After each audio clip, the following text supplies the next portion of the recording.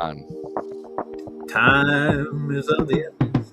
Time ain't In the valley of the shadows, land of the scorpion, stung by the darkness, swimming in all the poison. I need some angel music, so damn hot down here. I need some angel music, so to wash away the fear.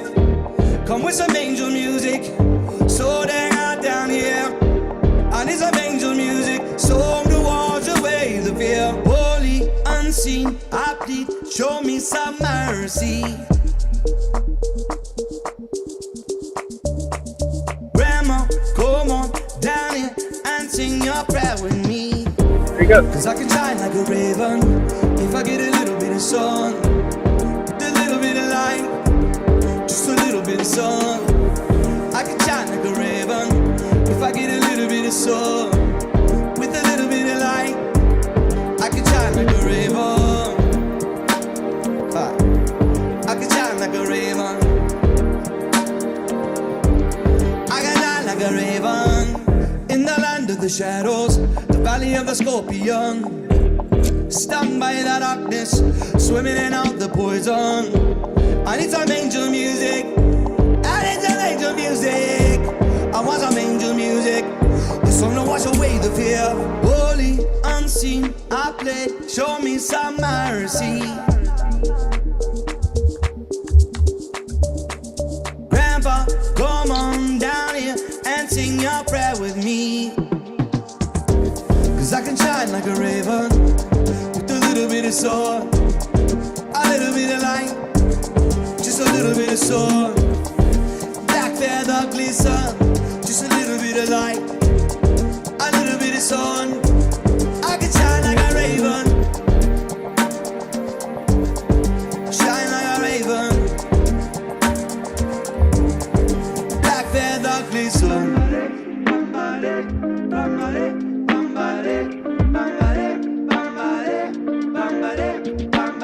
Pull me up from the Snake River, I want to be one.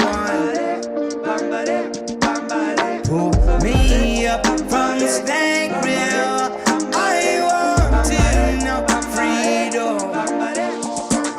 Oh,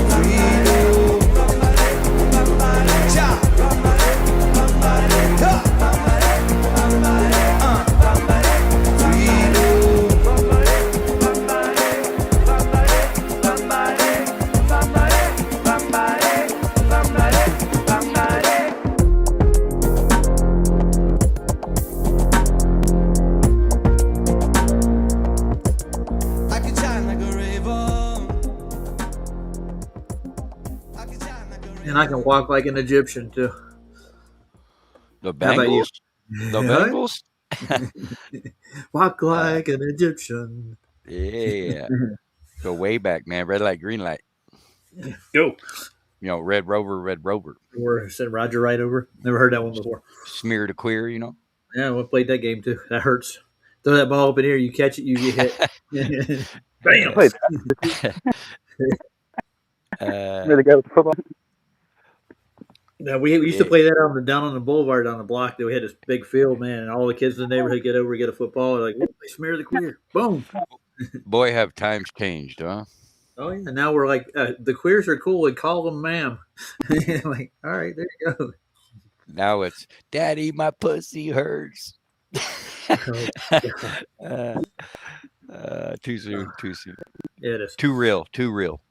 We're trying to get rid of that, man. I mean, don't know where that thinking comes from, but I think I have a real good notion it came from some religious sect somewhere. I'm not going to mention it. I might get struck. Oh, Ryan popped out, popped in.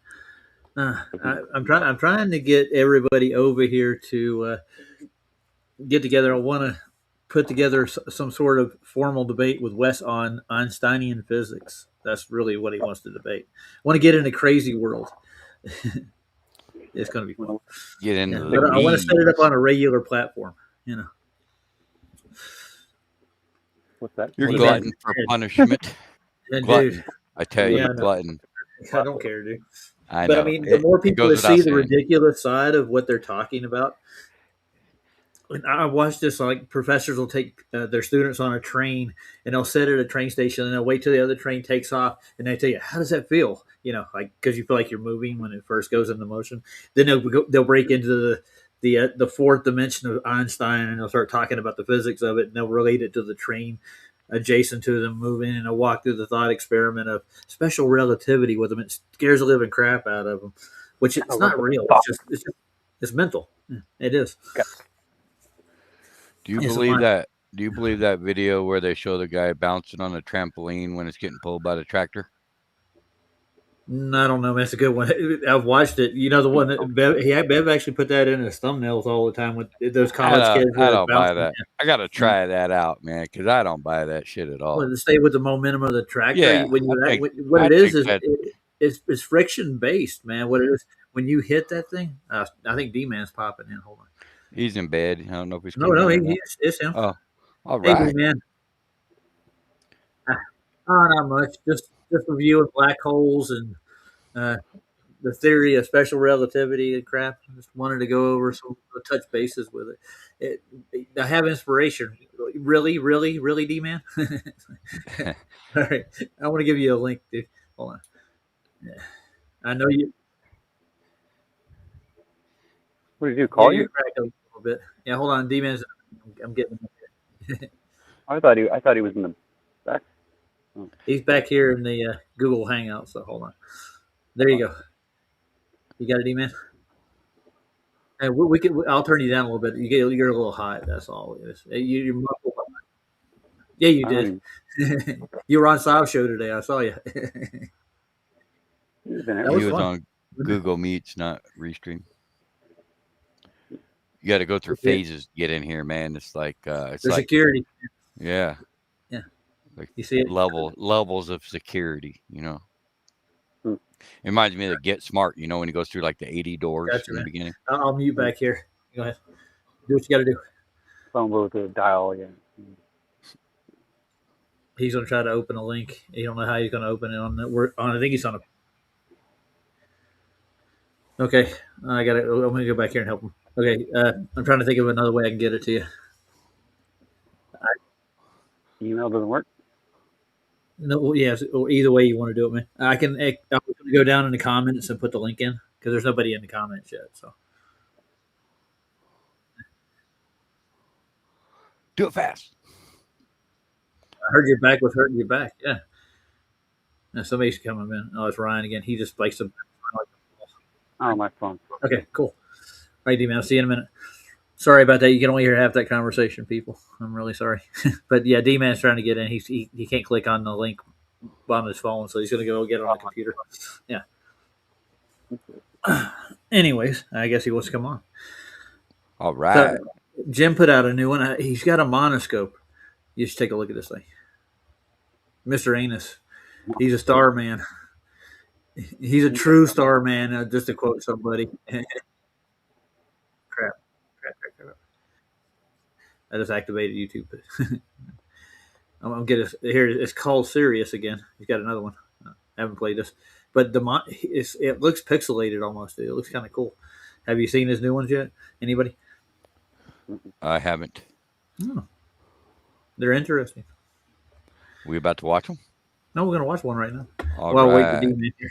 Yeah, I like good observations, but I mean, for it's a Galaxy A15. I think it's the monoscope. It does pretty good. I'm going to get one of myself before I go out and venture into the world. You know, I think they just I call was it going to telescope. Say again. I don't think they call it a monoscope. They just call it a telescope. No, this is a monoscope. Read the caption right there, goofball. What does it say on the screen? Galaxy A15 plus monoscope magnifying glass. Ding, 1 a.m. It's a monoscope. They sell them at the store. You can get some high power ones. They had, I think this is the infrared, like night infrared goggle kind of thing. It's kind of cool.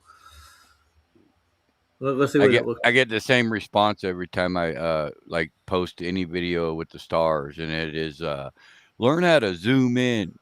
Yeah, I know. Learn how to focus. That's what it is. Learn how to focus.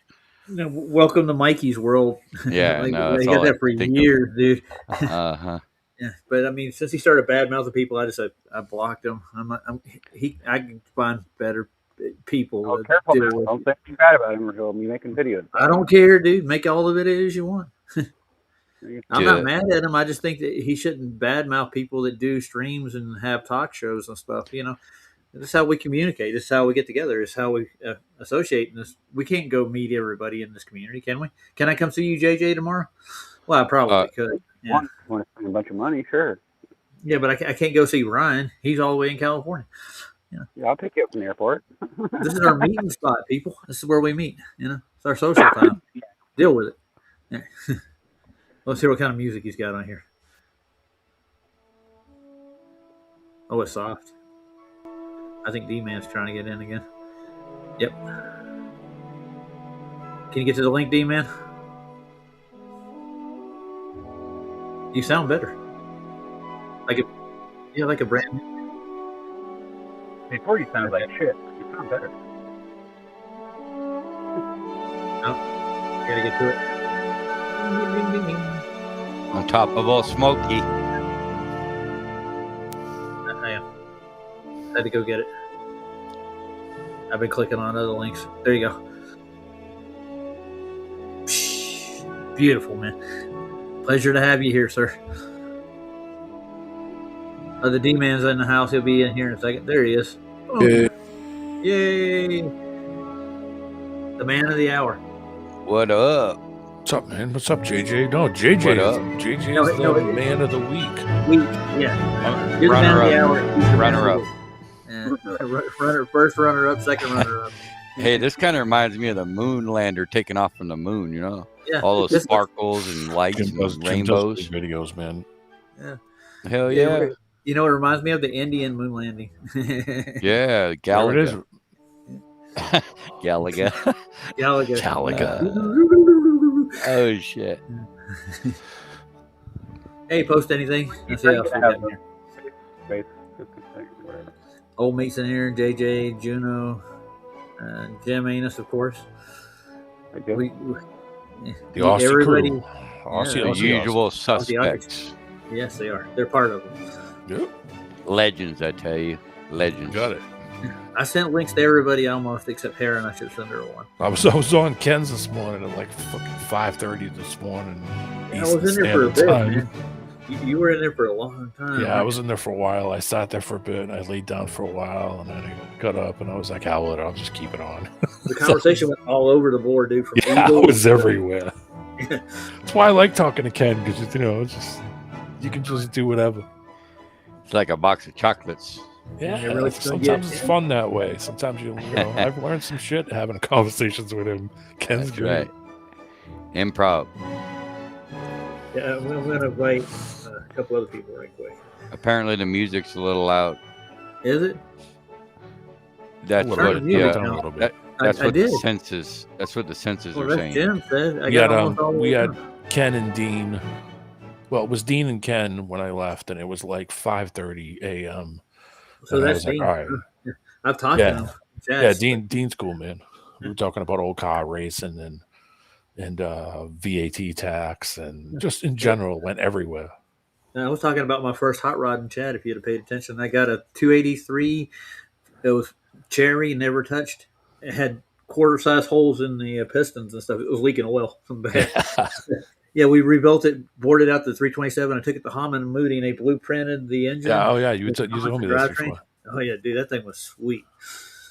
It idled at around 55 miles an hour. You chirp those wheels, man, every time you shift the gear. My first car was straight out of the scrapyard. Literally, I had me and my friend went to go get parts for his car at the scrap at the literally like the pick your pot yard. And I was like, hey, I'll be back because you couldn't smoke in there. So I walked over to the way far edge and smoking a cigarette. And there's a Lincoln Town Car, 1977 Lincoln Town Car, just sitting there.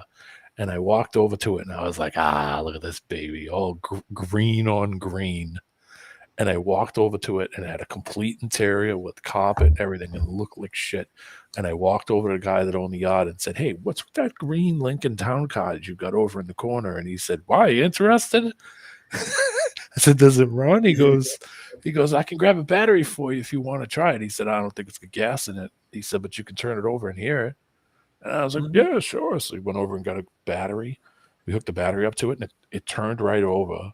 But it didn't start. But I mean, it had compression. And I was like, how much you want for it? He's like, how much you want to give me? I was like, how about $300? He was like, deal.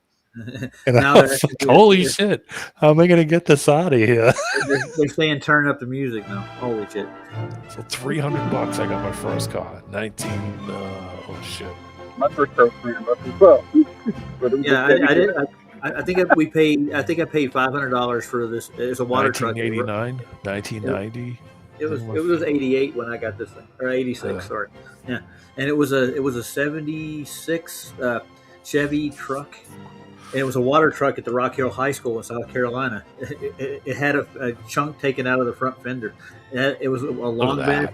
Yeah, I know. I was thinking that looked more like Gallica than anything else, though, doesn't it? Looks wild. It does. You know what that is, right? Man. Appreciate it, dude. It was good work. It's a star. It's a star. It was looking through all that. Yeah. Hamburger. Hamburger? It's called a Z-pinch, is what they call it. No, I was thinking, when they in Galaga, when they spray out that force field and suck your ship up, that's what it looks like. Wow. Yep. So, anyways, how much did you put into that motor? What, the car? The car. Oh, nothing. Nothing. I didn't have to do a thing to it. I put gas in it and it ran perfect. Didn't have any problems.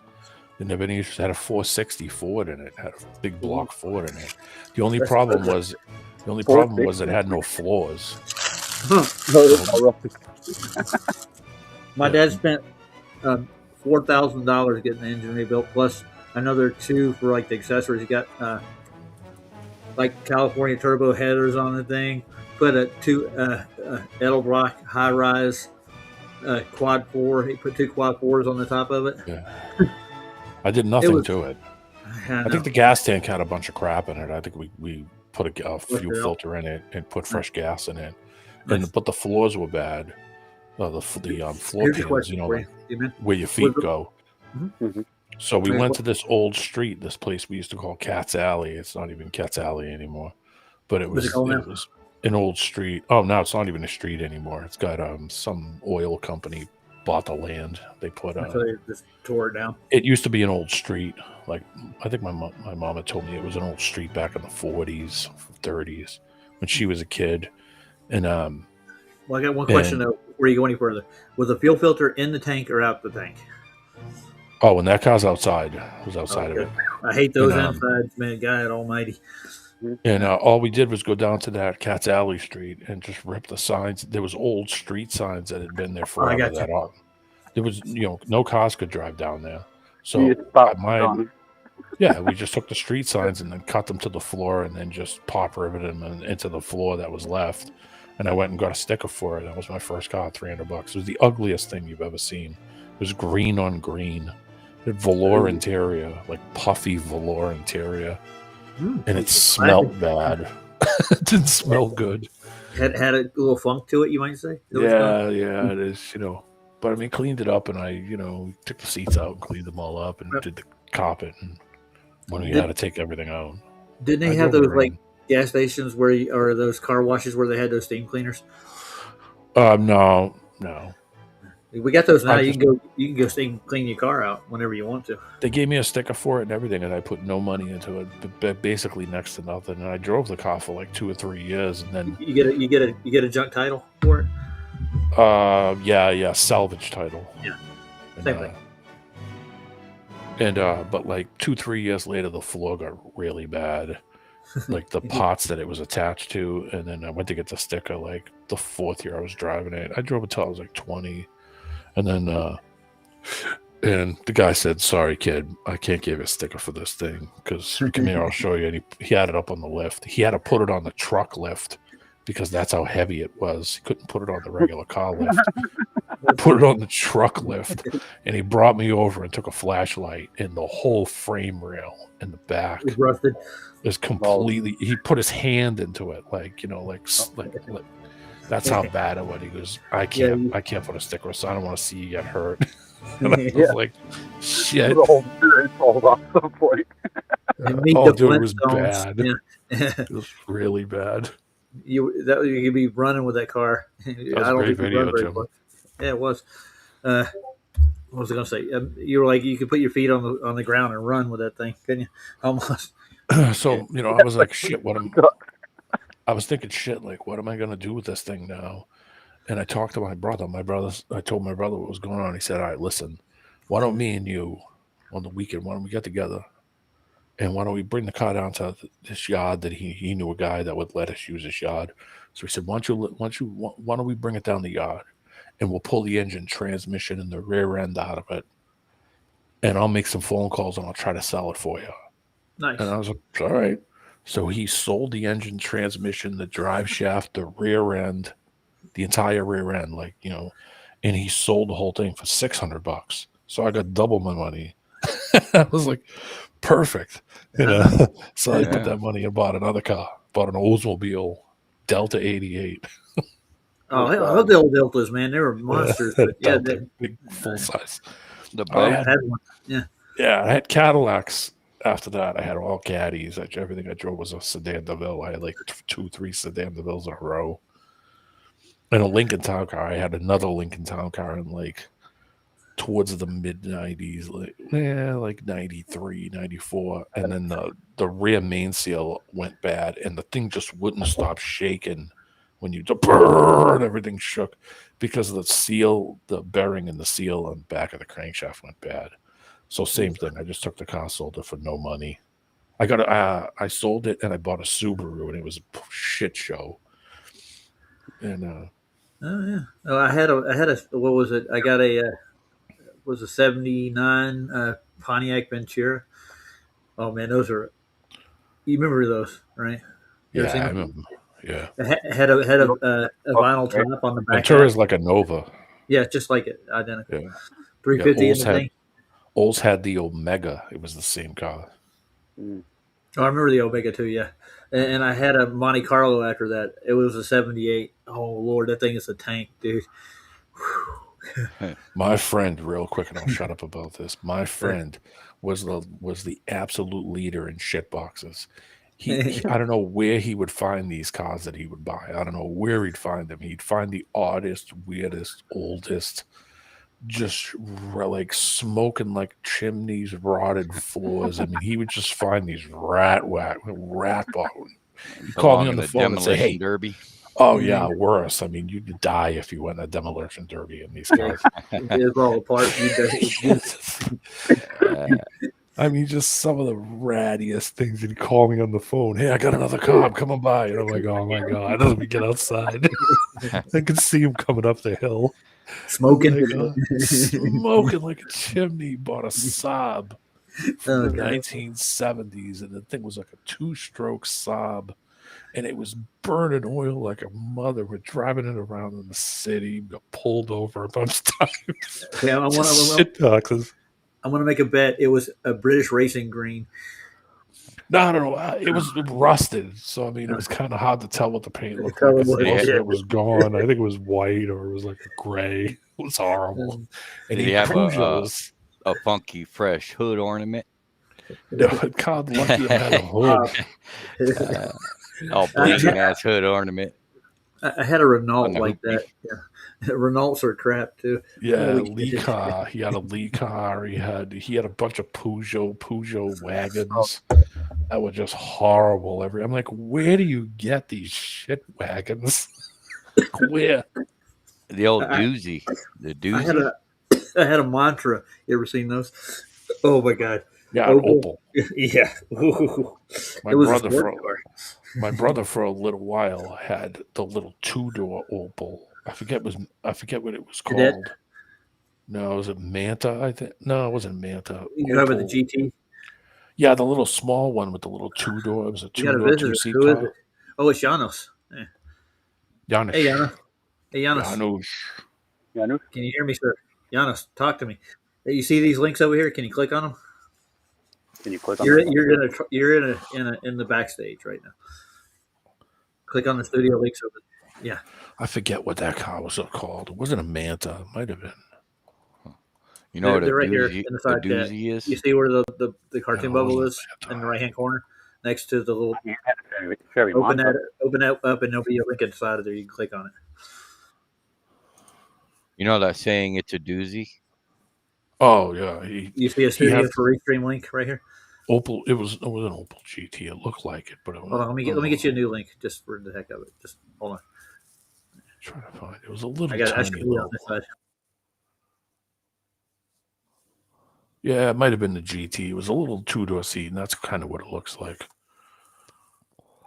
But it was the same thing. It was like I don't know how he was even driving it. It had no clutch in it, and I mean every time he would just constantly keep it rolling, and people would get pissed off because we were like going crazy slow. He's like, if I stop, it's not going to move because the flywheel's crap. Just everything about him was horrible. Every car he had a cool. Push started and you had to keep it going. So you couldn't stop. Oh yeah, we got to stop, and he's like open the door, give it a little push so we can get moving. The fuck, man. Hey, D And man, yeah. you heard of that saying, "It's a doozy"?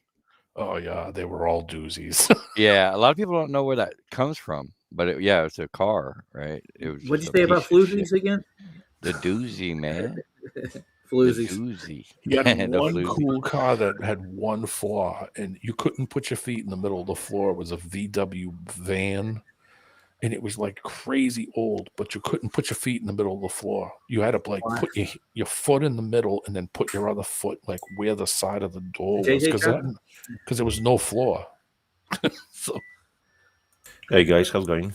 what's up, Janos is here. I Ryan. was a bit odd joining, but I get it. It's Yeah. you don't have retards on your stream. That's Nothing to awesome. do with it. Well, we had plenty of fun with those on D-Man's inaugural week. oh God. Yeah, cream of the cream. I got only the best. Yeah. He brings all the boys to the yard, just like It JJ. It was the best appreciation week I've ever had.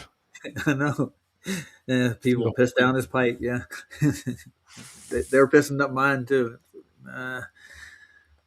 Well, we haven't had any problems since we did this, have we, D-Man? No, and you're not gonna. That's why we did it. Oh, and appreciation out there to JJ, but I want to review a kid's video on how Einstein's black hole theory works. So far, it starts off with a monster in a lake. What do Who you thought it'd be hilarious? Yeah, Einstein obviously was the smartest man alive. Would you agree, Janos? Who was the smartest man alive? Yeah, it'd be Albert Einstein. Fuck no. You wore women's shoes. He did more than that, I'm pretty sure. I'm not going to go into any details, but there's been rumors, But Let's there kick is you can say about one person. It was in a way man, but technically not a man. You know who I'm talking about? Jesus. Yeah. That was the smartest man. Well, he made alive. this place, didn't he? Yeah. So, yeah. Oh, I did find out something over the past couple of months, though, Janos, that Newton was an actual Calvinist, and he was anti-Trinitarian too. On top of it, yeah, Tell me shocker. which of them really believes in God. None Show of those me guys. one mainstream scientist who was like, I don't know, Newton, Archimedes, whatever, whoever you wanna choose. Find one. You can't. No, they don't. And he actually practiced alchemy, and he was in the occult. He didn't tell anybody about it until later on. Yeah, he was at Pythagoras as Antioch. well. The same crap with the Pythagoras. Yeah. All of them, Copernic. Yeah, we call it all of chemistry them. now. Yeah, And but that's that the- apple did That's it. the conspiracy theory, yeah? Right. It's conspiracy fact. No, this isn't a history, man. I did a full documentary, watched it on his actual life. This is what he did do. And when he died, he was actually the head of the mint for the Royals. He was also the head of the curator for the Royal Science Society He was too. minted. Not connected at all. Just No. coincidence. Yeah, I think just never mind. That's why they push all their crap so much. He was the president of the auto club too, and Yeah, he wasn't part of the shrine or anything. So. Well, I what do you made it think? back, I think. Oh, you did. You I hear see me? that. I'm just tired right now. I've been going for too long, and I got to get up and do it in the morning again. But I don't have a full day tomorrow. I got 4 hours worth, and that's it. It's going to be nice. Do a 4 hour day, get out and go home. Then I get a day off. Think I'm gonna do a live tomorrow or today. Oh yeah, how are you doing with the strike? I'm on thin ice. Okay, did you get that backup channel going? Not yet, but I think that's a very wise suggestion. Just get another email. Just Yeah. create an email account, and that's what I did. I created a new email account, and then I set up my other channel on it. And I got another email account, and I set up another backup channel just in case all the rest of it goes to hell. Yeah, because I got 30 days until the sooner one's gonna get lifted, so I'll Oh, be cool. on the edge till Nice. then. I still got one that's got like 4 more months spending on it, and it was due to Will Duffy, I think. Uh-huh. say it ain't so. It is. I think Mine- because I mine covered was one of his TFB streams. Mine was the notorious monkey cat's mom. No. She sure slapped the shit out You of her. spend all this time on the internet, you goddamn little. Then I had a whole bunch of trolls come in after that happened. After you did it, like, Yeah. Oh "You no, it gotta was play this." totally. It had nothing to do with that. Tell the other guy. Oh no, I don't know them people. I don't know. I don't know what's going on. None of my friends. Yeah, sure. Sure. Sure. Well, You just play this video, then we won't strike you. That thing That's was what they less want. than a minute long, dude. I know it was like maybe 15, 20 seconds. Yeah, and Yeah. I mean, it's like they do that shit to you and I and everybody else. They do it. That's what they do. It's like you can't get away with 40 seconds, but they do. They've not done even. whole That's like streams on that that's shit. like 15 seconds. Yeah, it was very minuscule, that's for sure. Uh, But here we are. Start uploading on Odyssey, BitChute, and Rumble, so it's a bit safer than YouTube. Yeah. Yeah, YouTube is going to become an entertainment channel now. They're trying to push for people to do content like an hour-long content, like have a storyline with it and stuff. Yeah, D-Man it's had gonna it be. right. He said, do it like Salty Cracker. He'll come on the first hour on YouTube, and then he Yep. leaves every Yep. time. And he instantly deletes his stream when he leaves. Yep. Yeah. Every Well, time. I've got all my streams saved and restreamed, so if I want to pull up one of the old ones, I can actually republish it somewhere if I want to, any platform I want to go on. So I can take all my material with me. Yeah. Pretty sad we have to go to this extent, but it is what it is. Well, YouTube's changing, so you're gonna have to adjust. Soon, Either Whip will that or probably go want to go someplace be on else. there. Yeah. Yeah, we'll just be somewhere else doing the same thing. Yep. So Keep on trucking, as somebody said somewhere, right?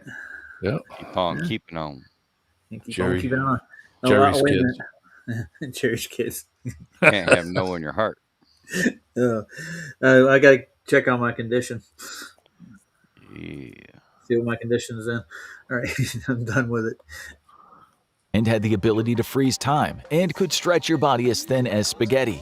This might seem like a terrifying nightmare, but such monsters exist in our universe, and they're called black holes. Join us as we journey through the cosmos to understand what black holes are, how they form, and why they could lead to the destruction of everything as we know it. come Before on. diving into the science behind black holes, we need to Doomsday right away, isn't it? Science. Your ass.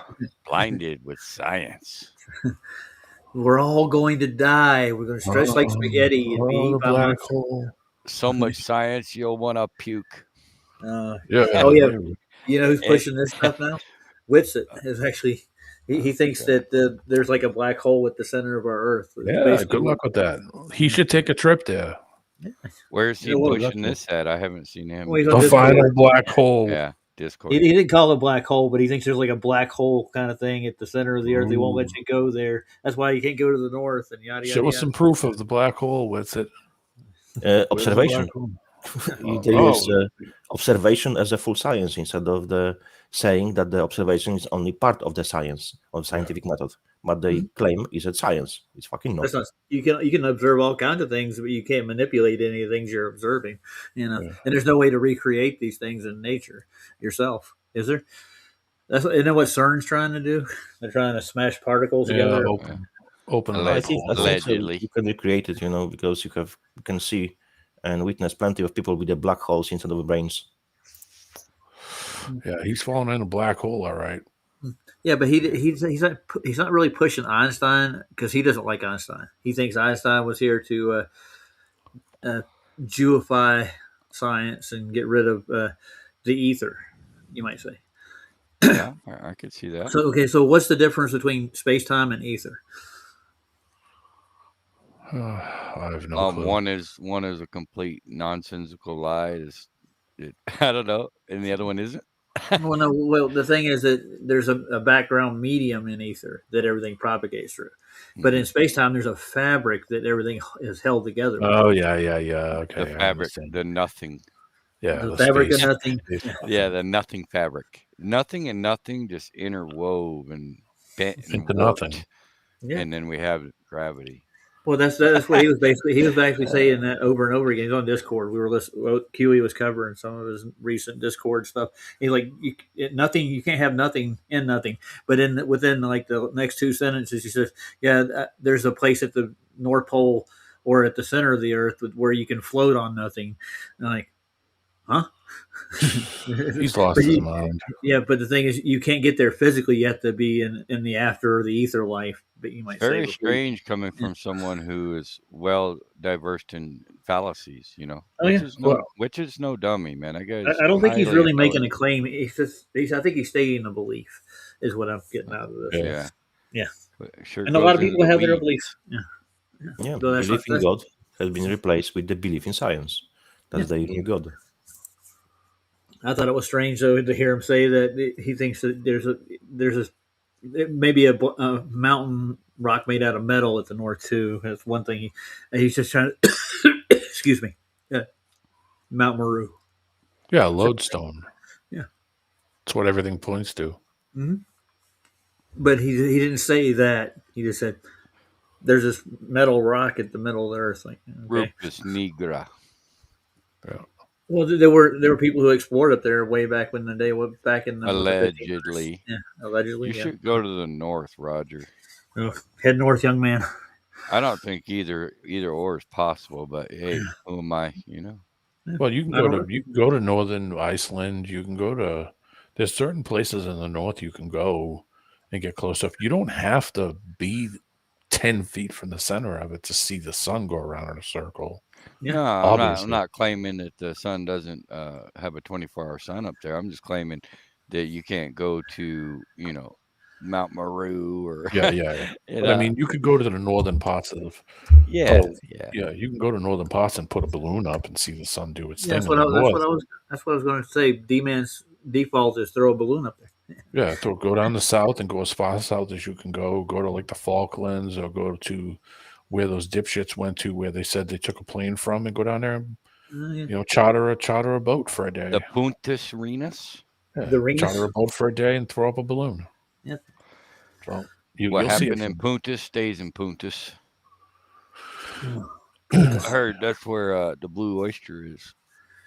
Really? Dun, dun, dun, dun. Get your boas out, boys. Put on the high heels. Get the lipstick and toenail paint out. YMCA. God, he looks at me and says, "What are you looking at, you peckerhead?" And he goes, "Love the uniform. Makes me wish I wore my sailor suit." I'm getting out of here. Move it. Mahoney. I just can't. That's a great movie, though, isn't it? They don't make movies like that anymore. I'm sorry. I wish they did. Let's crawl back into the black hole. You ready? Speaking of blue oysters. Man, this is starting off bad already. They're already talking about friggin' the black hole. Yeah. Oh God, Show yeah. us a I picture think of the black hole. Yeah, then they put not out one like CGI. in 2012. They put out the photograph of the black holes. Yeah, And just then, like I think Dubay compared it to a bagel. the bagel hole. The bagel. It's Einstein's black hole. It's a bagel. Have you ever been to Einstein's Bagels? That's where the black holes are. Maybe. All right, Discuss go what a ahead. black hole is and how they form. This will provide the foundation for understanding what happens to matter and energy that fall into a black hole. Simply put, a black hole is a region of space where matter is packed so tightly together that its gravitational force becomes stronger than any other force in that part of the universe. This means that if anything, including light, gets close enough to a black hole, there is no escaping its gravitational pull, and it will be drawn toward the center, or So what's it's like the toilet bowl of the universe. Yeah, There you go. it's the kitchen sink drain of the Yeah. AKA why the poop chute. yeah, the drain. I think I had a better analogy. It's the garbage disposal of the universe. Turn it Yeah. on. Don't stick your fingers in there, though. Oh, man. Antiseptic. Antiseptic. Why don't they go through it and see what's on the other side and just send us the radio signals back and tell us on what the hell? Why ain't they sending radar? You remember the movie, though, right? What, the black hole? The original one? Yeah, the black hole. They had the cool little No. robots on this ship, and they're like a rail car, like a dragster. They're flat. There was they had a rival that was trying to get to the black hole first, and they passed each other on the way through, and they passed themselves on the way through, and they got elongated, like like we were talking about, stretched like I a think I lemon. might have remembered that. Did it have like these crazy robots with the red eye that went across their Yeah, and he was like a all little right. can. He floated Yeah, around at the everywhere. end, Yeah, one of them gets killed. The main one gets killed. Wasn't it like Ernest Borgnine or something? I think it might have been. Yeah, I think it was. He was in it. And there was a couple other Jesus, younger actors. my fucking brain hurts today Okay. thinking about this shit. Oh man, the '80s and the late '70s were awesome, dude. I'm telling you, Evil Knievel. What else do we have, man? I'm telling you. I was a big fan of his. When I was younger, I even went to one of his jumps in California when I was younger. He jumped from one of the canyons over there, Snake Canyon or something. Yeah, the black hole. I remember seeing this video. I remember seeing it. It's super old. Oh yeah, it actually was on TV. I think I watched it on TV once when I was younger. I didn't go to the movie theater to watch it though. My parents were poor, couldn't afford tickets. What was the first movie experience you guys remember while we're Oh on it? Jesus, I don't even know. I couldn't. Dude, I'll never Probably forget. ET. I was like 10 years old, man. And my parents took me to the drive-in, and it was Porky's. Oh man, Oh, your Yeah, parents are dude. cool. That was a little too soon, man. Yeah. That little I've snuck in the drive-throughs before. I actually snuck a few people in back in the day, back when they actually had drive-throughs. I miss those days. You got to hook the speaker up to the side of your car. You can walk down and get yourself a snack. Get your hot dog, your popcorn. Yeah, those were cool days, man. Let's go down to the lobby. My daughter Old spent driving. her second job was Harkins Theater, and she Walt. Walt. It was Who's Walt Disney. Oh. What was a Walt Disney movie? Oh yeah, the Black Hole was a Walt Disney movie. Yeah. I'll say hi to Hard Earth right quick. Some Star Wars, huh? Oh yeah, I like the story. Well, that's George Lucas, and they make the best oil, I guess, or treatment. Had Anthony Perkins in it. Ooh, I Funky. haven't heard that name in forever. It didn't have Ernest. Didn't have Borgnine. Ernest. No.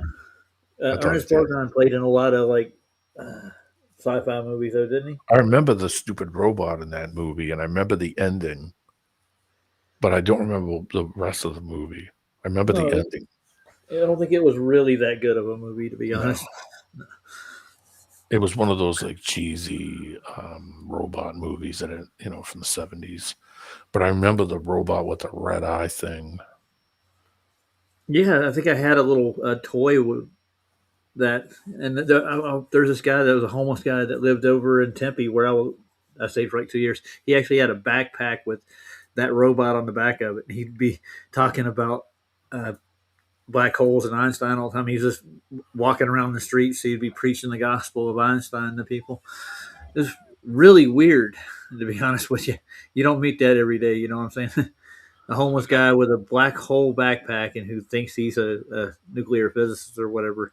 Uh, a theoretical physicist, better yet said. That'll be McToon in about 5 years.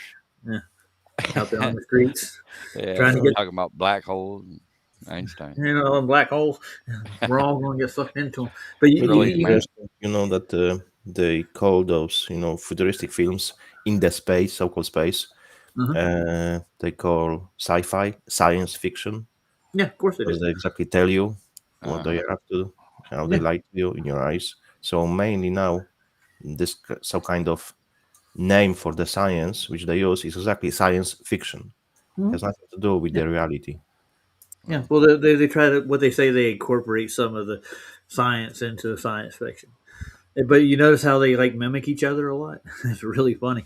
Wasn't the same. What do you mean they incorporate a bit? It's one and the same thing. Yeah, but they swear this is they teach it in schools though. Don't you go to a public schoolhouse and then you open the books up, you'll find this shit. And that's really what Yeah, you'll find. because I need to listen to someone to know what to think instead of trusting my own eyes, right? Yeah. Oh yeah.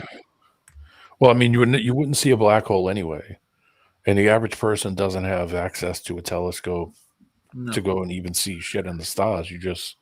When I was a kid, I just looked up and said, "Oh yeah, the stars there. All right, yeah, where we going?" Like, I didn't care at all. Well, I've used stars like when I got older. Like I could pinpoint a star. I could Yeah, I did it a couple times. Like, My- well, this is doable. You can do my it. friend Eddie had a really cool telescope, and he was big time into like star watch and stuff and doing the moon crap. He would call me and say, "Come on over to the house, man. The moon's gonna be out. We'll sit on top of my garage." And I'm like, "All right." And his mom would make brownies or something, and we'd sit and eat food and drink pop, and he'd bust out this old book, and we'd go and look at all the stuff. Oh, come on, let's look at this one. Come on, let's look at that one. That's what we would do. But I mean, it wasn't like, party time. It was just like, oh yeah, come on, I'll screw around, Why not have fun with it? You look at the stars. My telescope. I don't think I can see any black holes with it. It's a 450. I'm trying to remember the main magnification on the top of the lens caps. It's nowhere near what you need to see a black hole. That makes me ask you questions their actual validity because they send to manipulate everything else that they put out, don't they? Yeah, I mean, do you really trust anything that they say anyway? I mean, when you realize how ridiculous most of the 98% of the shit they say is, I mean, oh yeah. And they layer those pictures like almost 1,000 oh, times. this is no, these are real pictures. This is real video. Is it? Yeah. Sure. I mean, of course they saw rocks and planets get absorbed into the black hole. That's how they're telling you the story. Yeah, where do they see this at? They don't. That's Oh. That's why I say it's all what The it's answer is very easy. unprovable. They see it in a black hole, It's darkness. You can see nothing, but they see it. But they see it there. So that's the answer. Yeah. Hello, darkness, my old friend. The black hole, my friend. Well, let's take a look at some more of this. Ready, guys? Hey, something about gravitational pulls. Yeah. So they bring right. two concepts, gravity and the black hole. Double misnomer. We fold it over and we press it like sheets. All right. Known as the singularity. This is where the gravity of a black hole is most intense. We'll go more in depth into the different parts and aspects of black holes, but for now it's important to know that the singularity is where matter is compressed into an infinitely tiny point, and everything we know about time, space, and reality. Infinitely. Okay. All right. That's I told you these videos videos are horrendous. They are. That's from where our universe comes from. From the singularity. Right. Good to know. I got Derek knocking at the door, guys. Let me let him in right quick. Yeah, good. I mean, they haven't tested any of this stuff, and there's no way that they can Hey, anything Derek. that they're saying can they figure out is real or not. So Hold on a it's second. kind of ridiculous. I'm getting to you. Hold on. Don't me even start on the Israel. Well, Israel, Hey, Derek. that's where the black hole came from. Hey. Yeah. You see the link over there? Same thing. Click on it. See that said it looks like the Looney Tunes outro scene. It does. Yeah, Like, that's all, folks. You me send it again? Porky the Pig, All right. man. I've been copying this link all afternoon. I'm only going to stick around for about 10, 15 more minutes and I'm out. So I don't want to sit too long on this. Thing's going to hurt my back. My back was hurting earlier. I was feeling pretty good. And I was like, all right, let me get up. You need Back's a giving me good trouble. hot tub. I did that earlier. I took a crazy hot shower yeah. and laid down and stretched it out. It felt pretty good, but I didn't want to fall asleep because if I did, it'd screw my sleep up again. So That reminds me of a hot tub time machine. it does this every year. Every time the weather changes and I have to go out and do like the first 2-3 times I shovel snow, my back goes out every time. You should get you a hot tub time machine, dude. It's like clockwork. Oh, The Spider's bending and in here. warping of your spinal cord. Yeah, it's just I have a couple of compressed vertebrae. I got one up high and I got one down low, and that's. I got to talk to Splatter. Hold on, guys. Yeah. Hey, Splatter, how you doing, man? Splatter's over here. Yeah, he's over here Yeah. now. Yeah, Oh. I got to get his email address. Dude. I got a herniated disc as well. I've got 7 compressed discs. They said they were herniated, but now they're like compressed. A pinch sciatica. Yeah. I got one down Rhonda's low. got And that problem. I got one up high between my shoulders, which is rare because you normally don't see that, but it's pretty bad. It doesn't hurt me because I'm not really, I'm not lifting tools over my head or anything, but holy crap. When I was working back in the day, that stuff was hurting me in my mid-30s. And I worked for another 6 years with it every day. I don't know, but he went and showed me the, they take like the MRI and they look at the spacing in between them. He's like, whoa. That's normally a bad sign when the doc looks at it and says, all right, let's go take a look at that. And then it says, whoa. Whoa. Oh, shit. Like, Jesus, what did you do? Well, you're pulling you should see Barbara's spine, too. Barbara, Joba's daughter. I got to see her x-rays, man. She's metal all the way up, just pins. Oh, yeah, I know. The guy I used to work with had rods put in his back. The guy one of the brick mason guys I used to work with every day. And he got rods. They took his like half a spine and it just had giant rod, like a cage around it. He showed me the pictures of, they lifted his shirt up one day and showed me the scar. I was like, holy shit. Nice. They cut him open like a turkey. I can't picture it, man. I don't want to go through it. And I can understand the aftermath, the pain of it too. Oh, yeah, no thanks. He was back to work like not too long after. I was like, holy shit, dude. I'd be retiring at this point. I wouldn't even think of coming back to this crap. Oh, Josh is in here too, huh? Hey, where else see him? I don't see Josh. Somebody said real or not for real. He's there. He's at 222. Okay. He's got a different name? No, that was the timestamp or whatever in the chat. Okay. Chad. I didn't see Josh come in. Hey, Josh. I'm trying to get Splatter to come up. I want to get his email address so I can take care of the the premium thing that I was going to help him with, him and Sandy, so they can do better streams. Yeah. So, hey, Mr. What's your name again? Derek Nelson. How you doing tonight? What's my name? that was rhetorical, man. Just go with it. Thanks. What's up, Derek? Good to see you, man. Yeah, hey guys. Hope you're doing well. We are. How's Mr. Ross doing over there? Is he still painting? He's painting a happy tree. Oh, yeah. Yeah, he's still hard at work. Paint a little happy little pocket of gravity. I'm putting in some friend. happy little chemtrails here. Give him a little black hole and a little friend. You see somebody getting spaghettified as they go into the black hole, getting stretched. No. Good thing old Bob Ross never painted space, huh? No, yeah. Well, paint a happy little space.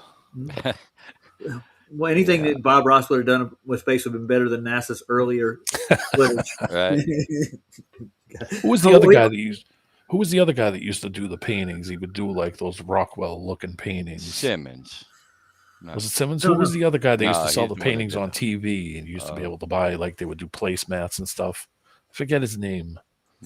I know Norman Rockwell. I know who he is because I had Boy Scout life when I was younger because I was in the Scouts then. But I'm trying to think who. I don't think I know who you're talking about. He had like a TV show basically. Yeah, and he was another guy that did it too. If I remember. His son did it for a while too. Bob Ross, his Bob son. Ross. His son, like he had like a mullet, like a crazy mullet. There's nothing wrong with having a mullet, man. You ever Hey. seen Brock Sampson? Come on. Rock the mullet. Oh, yeah. Business in the front, party in the back. In the back. Joe Dirt, baby. My mom tried to raise me with a mullet. I couldn't stand it. I had a rat tail at the end. A big old rat tail. My friend used to joke around and say, "What's up with the rat tail?" Yeah, I had kids I went to school with. They made a red tail. They take the little rubber band, they tie it back. Yeah, tie it up. Tight. Yeah. Girls would braid it up while I was sitting there. Yeah. Cool. And people look at me when I came in with a mohawk, though. But I heard about your mohawk, man. Oh, that was great. The rest of the day. I said, "Get your ass down there and cut that thing off. You ain't no friggin' you ain't an Indian. Get that thing off of there." Dude, we dyed ours colors, though. I had a nice red one. Scared the hell out of people. I remember the old man was standing there smoking a cigarette, waiting for me to come back. He knew my dad was going to send me back.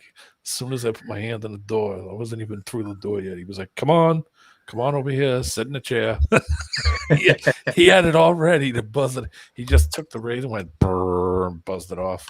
And I went to hand him the $3. He said, "Don't worry about it. Get out of here." Like, all right, thank you. I go to school the next day. My friend's like, "What the F, man?" And I was like, "Sorry, man. My father yelled at me. I had to go back down to cut it off." And because he went around and told all his friends me and him were the only kids in school with mohawks.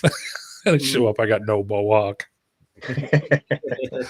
"Would you pussy out?" And I'm like, "Yeah, my father's 6'4" and 250 pounds. And he could beat your ass. Angry. Yeah, I'm not gonna. Oh, yeah. My dad always told me that I could, no matter how old he could still kick my ass. Oh, yeah. Pops was the man. He paid for it all. So if he told me, "Hey, you get that thing off your head," I was like, "Yes, sir." Yeah, my grandpa was like that too. He raised my dad. He had him paying rent at 14, dude. If you're gonna live here, you're gonna pay for it, boy. I was working at 13. I was working a year before I could work. I was working. And they had me doing the same thing. Yeah. Every winter we would walk. I would walk around the neighborhood the entire winter and shovel off old ladies' steps and stairs and shovel out cars and get paid money. Hold on, D man. There's a young lady in the house. Sandy D. Oh, Sandy. What happened? What happened to Sandy? She was just live. I thought she was. Maybe she finished off. Splatter said he's going to go to bed. I asked him to come up if you want. Sandy, you can come in if you want to. There's a link at the top. You can come on and we can talk. We're talking space reality right now. Is that what this is? Oh, yeah. Mohawk space. Oh, man. I freak people out. There's a place called Myers Park and it's in Charlotte. It's like the rich neighborhood. I have my Army fatigues on, my spikes and everything, have my mohawk up, and I'm walking through the neighborhood with my Doc Martens, and I had people locking their doors as I walk down the street. Oh, you look like trouble, Roger. You look like one of those punkers. Oh, yeah. I was one of those punkers. There was a lady unloading her groceries. She literally went and hit her car alarm and then ran inside. I'm like, holy crap. Get away from my car. Thought I would take your groceries. I don't know. Dude, I'm a nice guy. I'm not going to go rob you. And I'm just walking. Oh, no, they don't know that, though. No, they don't know. They just see your mohawk and your rancid jacket. Nowhere near Halloween yet. Big lanky motherfucker walking through your neighborhood. Doc Martens and black pants. I had oxbloods, man. I had the 12 eyelets, man. I had Doc Martens. I wore Doc Martens for a while in the 90s. I think you can fit 11 people on here, huh? Oh, yeah. Dude, and I got room. If I open up the Go Meets or Google Meets, I can get a lot more than that. Yeah. I don't think there's a limit on it. I like Restream the best. I think it just has the best audio and the video is really good. I think it's 10 people, though, JJ. Not 11. Gotcha. Yeah. But still, that's a lot of people. You should try Restream. Too many. That's too many.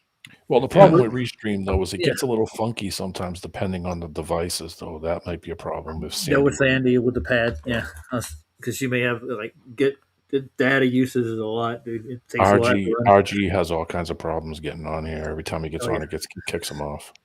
The same with the what's his name, Kung Fu, Lev. He gets kicked out Yeah, about every Lev 2 does minutes. too. But I think it's because Lev's in, was he in Thailand? No, he's in England. He's in England, so yeah, it might be an issue with his connection.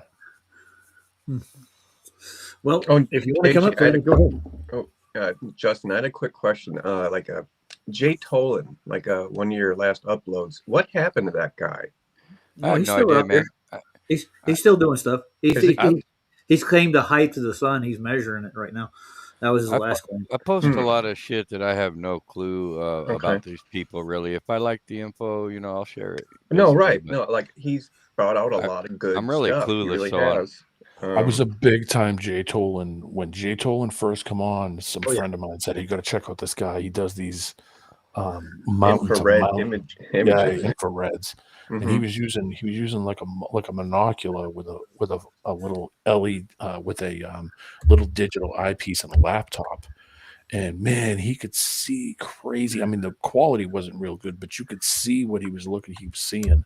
And then all of a sudden, he started doing this. He bought, I think, a P900, and then he was taking a lot of flights and doing, just at 35,000 feet observations. And then he got a bunch of filter kits, and I watched him every video. I've seen every Jay Tolan video, probably up until a year or two ago. And I think I saw a picture with him with Dave and maybe Jaron or somebody. He was at some kind of meeting thing. And I don't know, his channel got a little weird. I don't know. Right. No, that's what I heard. And so I wasn't really sure what happened with all that. Well, he started going and doing videos at NASA's like Goddard Space Center and stuff too. I think they did. Yeah. He's an old NASA fan and really would have boiled it, but I mean, he's making observations that disprove a sphere Earth. So I don't. Yeah, Mhm. I don't understand what he was. Yeah. I don't understand where he was going with it. No. Well, it's like he kind of gave us enough to kind of go on for ourselves if we wanted, and then he just. Well, he got into parallax for a while. He was trying to put parallax into the clouds in his upper observations. He got some software where he could actually detect parallax from a long distance. Some kind of super hardware software. Sorry, but that was kind of neat. But I mean, he was kind of leaning to like it's all refraction. That's where it started going wonky. Right. Mm-hmm. Yeah. All right, well, let's go back to space reality. You ready? Yeah, it looks like it's real. That's pretty oxymoronic. Breaks down. The second part of the black hole we need to define is the event horizon. This is the boundary around the black hole where it becomes impossible to escape the gravitational pull produced by the singularity, as the velocity needed to break free exceeds the speed of light. And since the laws of physics tell us that nothing can move faster than the speed of light, there's no hoping to exit the black hole once an object gets past this point. The first person to describe a black hole was a religious man in England by the name of John Mitchell in 1783. Mitchell was considered a brilliant... Okay. Go ahead. What were you saying? Yeah, he was saying that nothing can exceed speed of light. Mm-hmm. Yeah. Your thought is faster than speed of light, even if it's 300,000. So your thought is instant, faster than speed of light. So that's BS already there.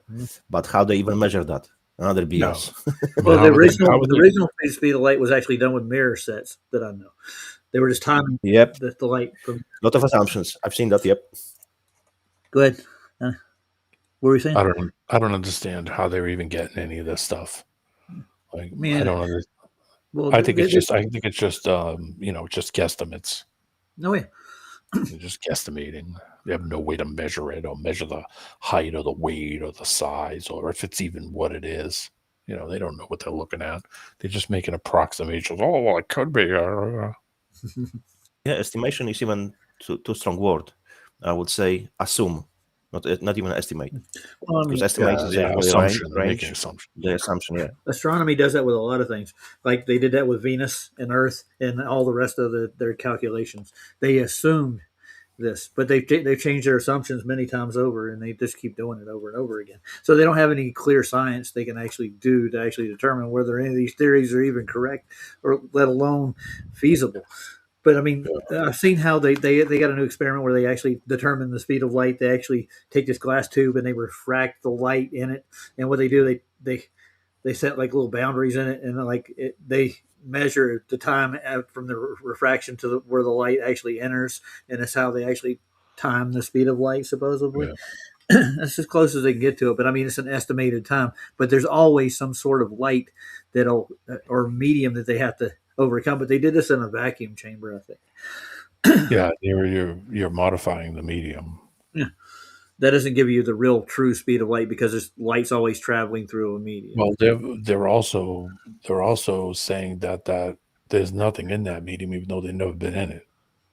Of course. So they don't even know what it is. So they're just manipulating it.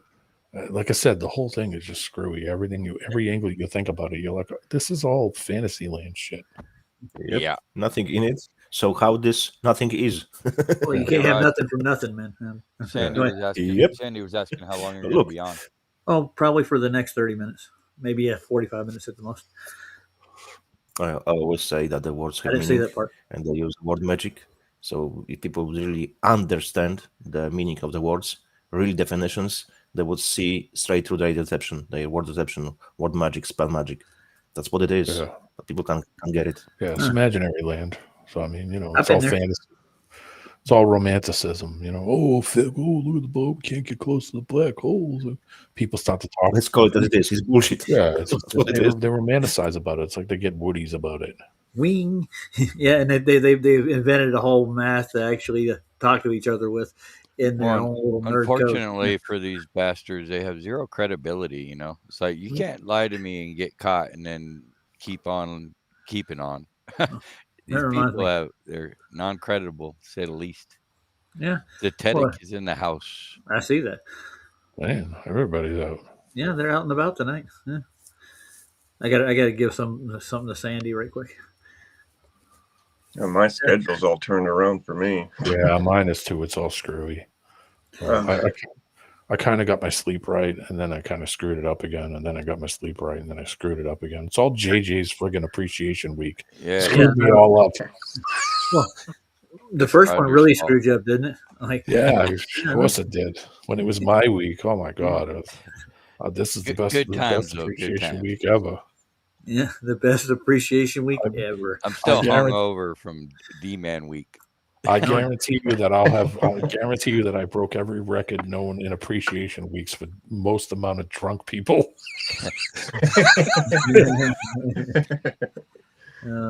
Clock was in here going off for like an hour straight.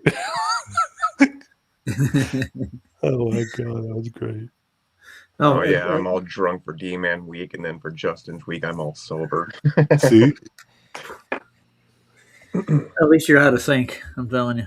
All right, let's go back to the hole. You ready? I'm ready. One more time. My seatbelt on. All right.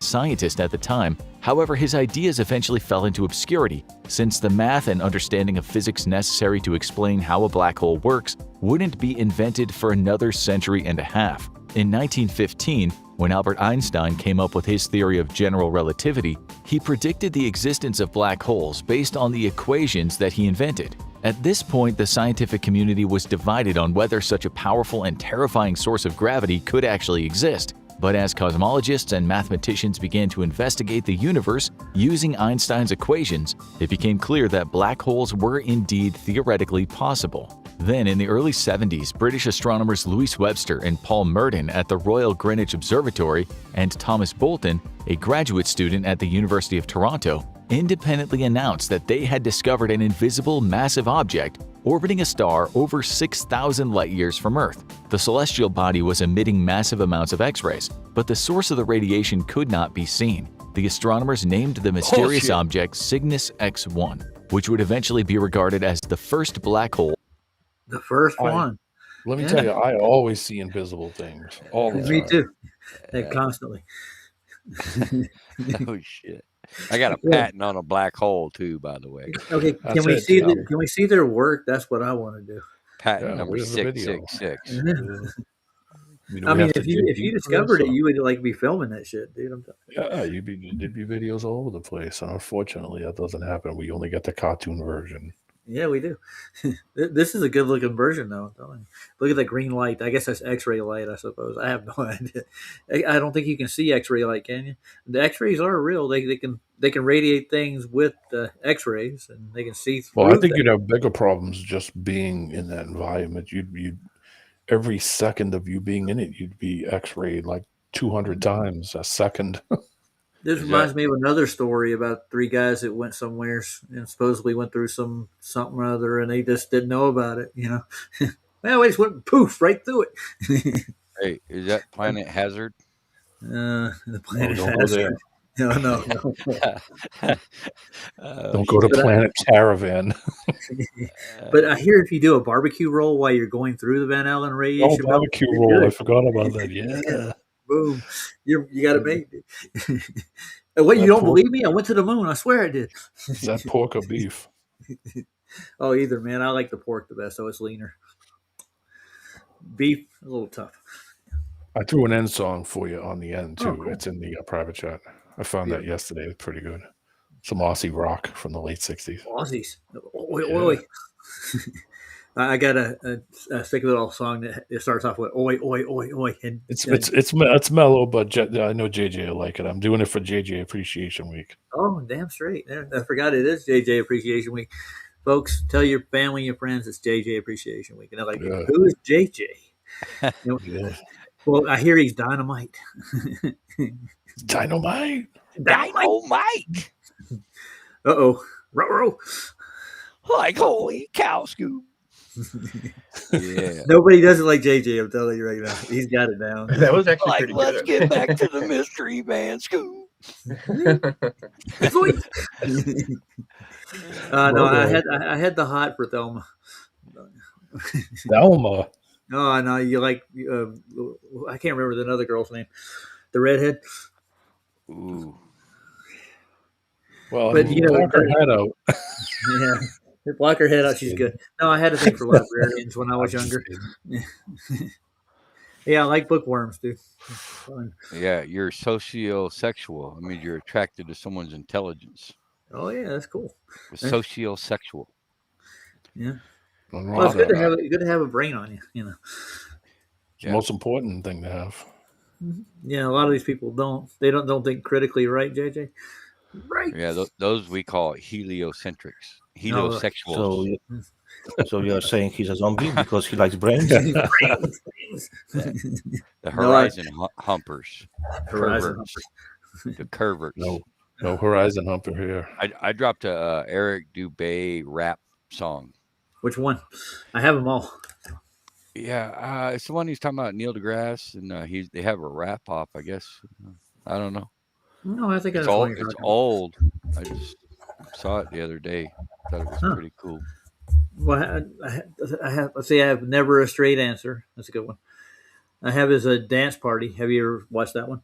Once you go flat, there's no going back. Going back. No, there's an Eric Dubay dance party. I swear to God, dude, it lasts about 30 minutes. Jesus. That's the name of the song, I guess. Once you go flat, there's You no don't go going back. back. He did a compilation album with a guy named Spirit Mind or Spirit Level. Sorry, it's a good little rap thing duet they did. They did one on the moon landing and a couple others, but they get really into the existential part with the Taoism, you might say, and he clips out Bruce Lee's quotes in it. Be water, my friend. Nobody wants to go be water? Come on. Ever to be observed by scientists. It's worth mentioning before we go any further that a light year is the measurement of distance and not time. When scientists use the term light year, they're talking about the distance that light travels in one Earth year. Since light always travels at the same speed of 299,792,458 meters per second, or about. And how do you measure that? With the ruler. Oh, okay.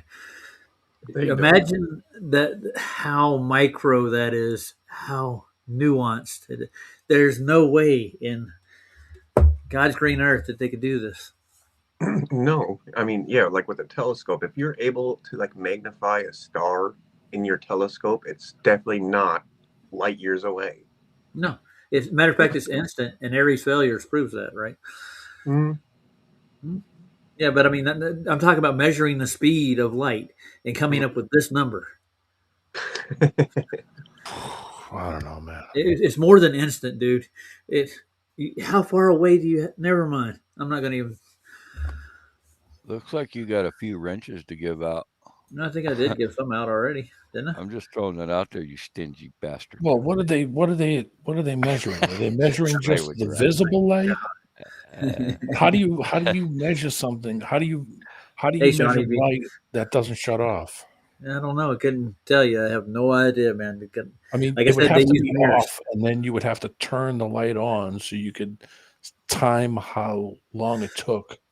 Like I don't know how they come up with this. What do you measure? I mean, what kind of tool you can do that can catch something that's going that fast, dude? Well, Think I about mean, it. you could shut the light off in your room and stand there with a stopwatch and hit the switch, Uh-huh. and I mean, but you're not even the time it's going to take for the light to even turn on. I By the don't think you time can you push the react. button, you're not even going to be able to push it again to shut it off. That's what I'm saying. You won't be able to react in that amount of And time, dude. if the light never shuts off, then how are you going to know how long it takes? No, no, dude. God Oh, don't Almighty! no. Yeah. So this is almost unfathomable. I don't think they know what they're talking about. That's why I'm saying when you rip this stuff up, you pull it apart. How do Yeah. you measure a light that doesn't shut off? I don't Think know, about dude. that for a minute. The light is on. You see the All the street time. light Yeah. all the time, okay? And you say, okay, I'm going to time it. How? How do you fucking time it? The light would have to shut off. And then you say, okay, now hit the switch. And then you'd hit the thing. You could time it from when you saw it until you, okay, hit it again. Like, I Yeah. have no clue, man. There's two of us, man. It really I is. I mean, mean, I'm sure they can measure a lux, but how would you measure the light in that's not going to tell you how long it took to get to you because yeah. it never went off. Well, you could do it with different colored lights. I know you could they can kind of time like a green laser, red laser, a blue laser, a white laser. They go Yeah, and the faster. switching. Yeah. Yeah. And they use the lights, the wavelength, and they weight them, so they know. Something would have to happen, an event would have to happen for you to know when to say, okay, all right, that took a millionth of a second or some kind of shit. Like something would have to happen to trigger an event for you to even get a timing of how long it took. If the light never shuts off, how do you time the light shutting off, turning back on to get to you? That's why I'm saying this shit is so friggin' in left field. Well, what the mainstream physicists actually just agreed upon this number. That's literally all they did. I guess they bounced it around. But I mean, it's like it's flip a coin. Maybe it could be 10 times this. I just rethought it. Okay, so if I time it from when the light turns on and turns off, and then I figure out at this distance, then maybe that could be done. But then you'd have to. All light is not the same. No, and it all attenuates because of the medium it's in. Yeah. Even in a vacuum, it will start to attenuate. It brightens up in a vacuum chamber. Like you can brighten up a filament. You can make it last longer too. Well, that's just because of the medium's changed. Yeah. And how are we to know it's actually traveling and not just being excited, right? Like, I don't know. I excite my light every night. I'm sorry. Well, you know what I'm saying? It's kind of like a rainbow, dude. It's like always there, but until you put that backdrop, you can't see it, right?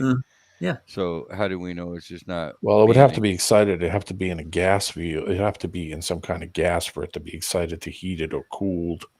And there's obviously no medium in the space that they're trying to measure this thing. And you're looking through two different mediums. A bunch of different mediums that are all different from where you're standing or where you're looking through the telescope. Then, it's insane when you think about how just goofy it is. I think Bryn dude's in here now. Hold on. Yeah.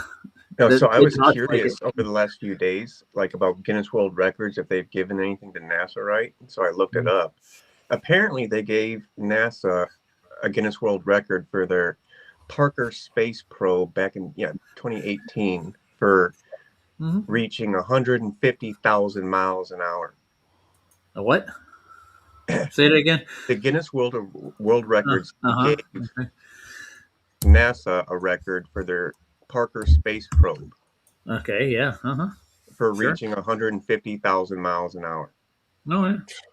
How'd they measure that? And I looked that up too. Once They don't again. say.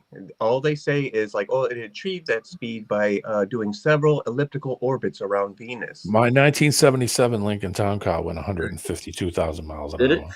it? Yeah. Show me. Well, I mean, obviously somebody said it did, so that's good enough. Isn't that enough? Oh, That's yeah, there you go. Been peer reviewed. I have a witness. Derek saw the whole thing, even though he wasn't born. Oh, okay. Oh my God! Thank you for enlightening me how this stuff works. This is how far it's gone. Oh, Yeah. Duh. Oh. Duh. I'm the stupidest flat earther. I'll eventually catch up with everybody. Brenda's here to lecture you. Don't worry. I know. We'll get That's this straightened okay. out. Brenda's alive. We'll get it straightened Brenda, out. how you doing? Good to see you. Nice to see you here. And did you figure out what gender you were yet? That's okay. Let her figure it out. Yeah. Him, her, him, it. Hey, it's a he. I'm not going to gonna judge. get into that crap. Sorry, I won't do it. Whatever they are this week, that's perfectly fine with me. Oh, yeah. Whatever you want to be, it's all Whatever good you with want us. to be, man. It's all show. I have an idea. Why don't you identify as getting lost? There you go. Well, technically he is spiritually lost, so there's that. That's Well, okay. You never know. Something down the line might come. They might change your mind. So in that way, I feel bad for him. So. You never know. It might have a moment. I've said this joke before, but I say it again. Do you know how the transgender commits genocide? Yeah. How's that? They/them. Oh, I see what you did there. Nice one. Yeah. So this one's over here touting radar as a measurement of visible light. No, that's not a measurement of visible light. It's not. No. What spectrum are you on this week? Captain Conniption to the rescue. On the bipolar How far left or right you are on the spectrum of retardedness. There you go. Well, nobody's over here except me, so I'll take care of it. 299,792,458 meters a second. That's how 33 shillion. Very specific, 33 shillion. Awesome measurements. Yeah. Wow, this one's got 2 channels. I'll do it. There we go. They should get rid of it. Okay. Anyways, they'll come back as another one. They'll reappear. We're just examining what they're telling us. I don't know how they got that speed. Yeah. If you got an electronic that can measure nanoseconds, what does it do it with? How does it measure that second? What kind of instrument is that? When the light passes through a sensor, the sensor is going to be crippled. The light will get there before the sensor registers it. I'm pretty sure it'll be. Yeah, I mean, it's looking through all kinds of different mediums to do it. I don't know how that doesn't be affected by going from the ground to and then going through a radiation field into a different medium. Mind blown. Yeah, but I mean, like they'd have to have a pure vacuum of space to travel the distances they're talking. It's a kind of magic. So their estimated distances are nowhere near where they are. I'm pretty sure that most of them are made up to put out of reach to begin with. Like, there's no way you'd be able to actually tell how far it is. And I think when it comes to like things like celestial navigation, that's why they don't measure to the actual star. They don't use a hypotenuse for their measurement. No. Exactly. You don't know neither, dude. You don't know. You weren't there. Yeah. Well, I mean, at this point, what do you do when someone tells you something? No, of course it's moving at 292,345, and you're going to look at them like, okay, sure it is, buddy. Cool story, bro. Yeah. It is a cool story. I'm telling you. Like, yeah, I just wanted to buy a burrito, and this guy's telling me how far that light's away. So what are you going to use in your day-to-day life with this imaginary speed of light? What's it going to change? The next time I turn the light on and off, it's gonna hide your creator. You mean the man who said "Let there be light" and it happened? Right. Okay. And it was good. I don't know. It's all guesstimates. I mean, I just take it for what it is. I can't prove anything anyways. You take a vacuum tube, you shoot a laser through it, a high-power laser, and you have a sensor to measure it, and you time how long it takes to get to the end of that tube. Yeah. That's how you determine the speed of light in the entire universe. Bullshit. But anyway. It's not taking account all all the different mediums it's going through, and all the radiation, and all the other problems, and all the sexual innuendos that they use, like black holes and bulges and dilations and Uranus. Space is No sexual, coincidence JJ. there, guys. Well, conspiracy music guru put it this way: "Don't be a space cunt." Space cunt. Oh man! Let's get back to Einstein's weirdness. You ready? Okay, we're gonna fold this over and because we can't go all night with this. No. But I mean, every time they say something like, "How did they get there? What was the process that got them to this?" We'll never get. They never will reiterate. They start with a big old jar of deception, right? It's contained, and then they open it, and it's like gas. It just violently goes in all directions, and deception is everywhere around you. And it gravity pulls it back to you, though, doesn't it? Then it folds in half. Yeah. Well, there's gravity in space. That's what they say also. So it's kind of like a burrito, of deception. Well, how do they get orbits and free fall if there's gravity in Milky space? Way. No, I guess gravity is causing the free fall, right? You're just falling around the orbit. So your guess is as good as mine. Can you show? That's the next question. I mean, when you try to pull this apart, it just gets worse and worse when you think about it. Well, that's why you got to have like 3 different reference frames to actually figure out what's going on. You need like 30 reference frames. You need 3 different Masons. Oh shit! All right, I think we figured out the mystery there, Reggie. Yeah, right. We got the formula figured out, boys. It. About 186,282 miles per hour. 1 light year is approximately 5.88 trillion miles, or 9.46 trillion kilometers. This means that 6,000 light years is around 30,000 trillion miles. Let's now discuss how these incredible marvels of space actually form. Even though we know the basic properties and physics of black holes, there's still a lot that scientists have yet to uncover. We know that most black holes are formed. Did we go over any properties yet of black holes? What forms them? A singularity, we got that much, right? And it's an intense gravity, but do we get any of the nuances of what a black hole is constructive of? No. I didn't think so. Right, that's all I'm When a large star goes supernova and collapses in on itself, in the middle of stars, elements are being forced together in a process called fusion. Initially, the hydrogen in a star fuses together to form helium. After the star uses up all of its hydrogen, helium begins to fuse into carbon. This process continues until the fusion of elements start to produce iron and nickel. At that point, the fusion process no longer releases energy, instead requiring an input of energy to keep going. This causes the star to cool. Nickel and what was the other one? Iron. Iron, yeah. So they're conductive. That's basically what they're saying. So it's a heart of every star. There's nickel and iron. I mean, how did they figure that out did they get to a star and then say, okay, let's grab it? I mean, how do they even know this? That's what I'm saying. Yeah. Well, this is just a guess, right? You know what I'm saying? Yeah, it's just like the rest of this. You need a chunk of what do you call that? Gas and a tail from a rat. How does the gas stay in no medium? Good question. I think they have a gravity well, is the claim that I've heard. There's a well of gravity in that spot where that star is. But this is happening while we're in motion, supposedly, right? Like the stars are actually traveling through expanding in the Milky Way, and they're spinning around great attractors that are larger stars that are massive beyond their imagination. Oh man, that's just kinematic equivalence. Is it? You sure? Yeah, like you get the spirograph out, and it goes in circles, boy. It just looks that way, man. I mean, it just doesn't look that way. Something like that. Yeah, I don't know. But what they're saying, if you were actually there, what would it look like? Death. I don't know. Death. You're out there, and nobody else is either.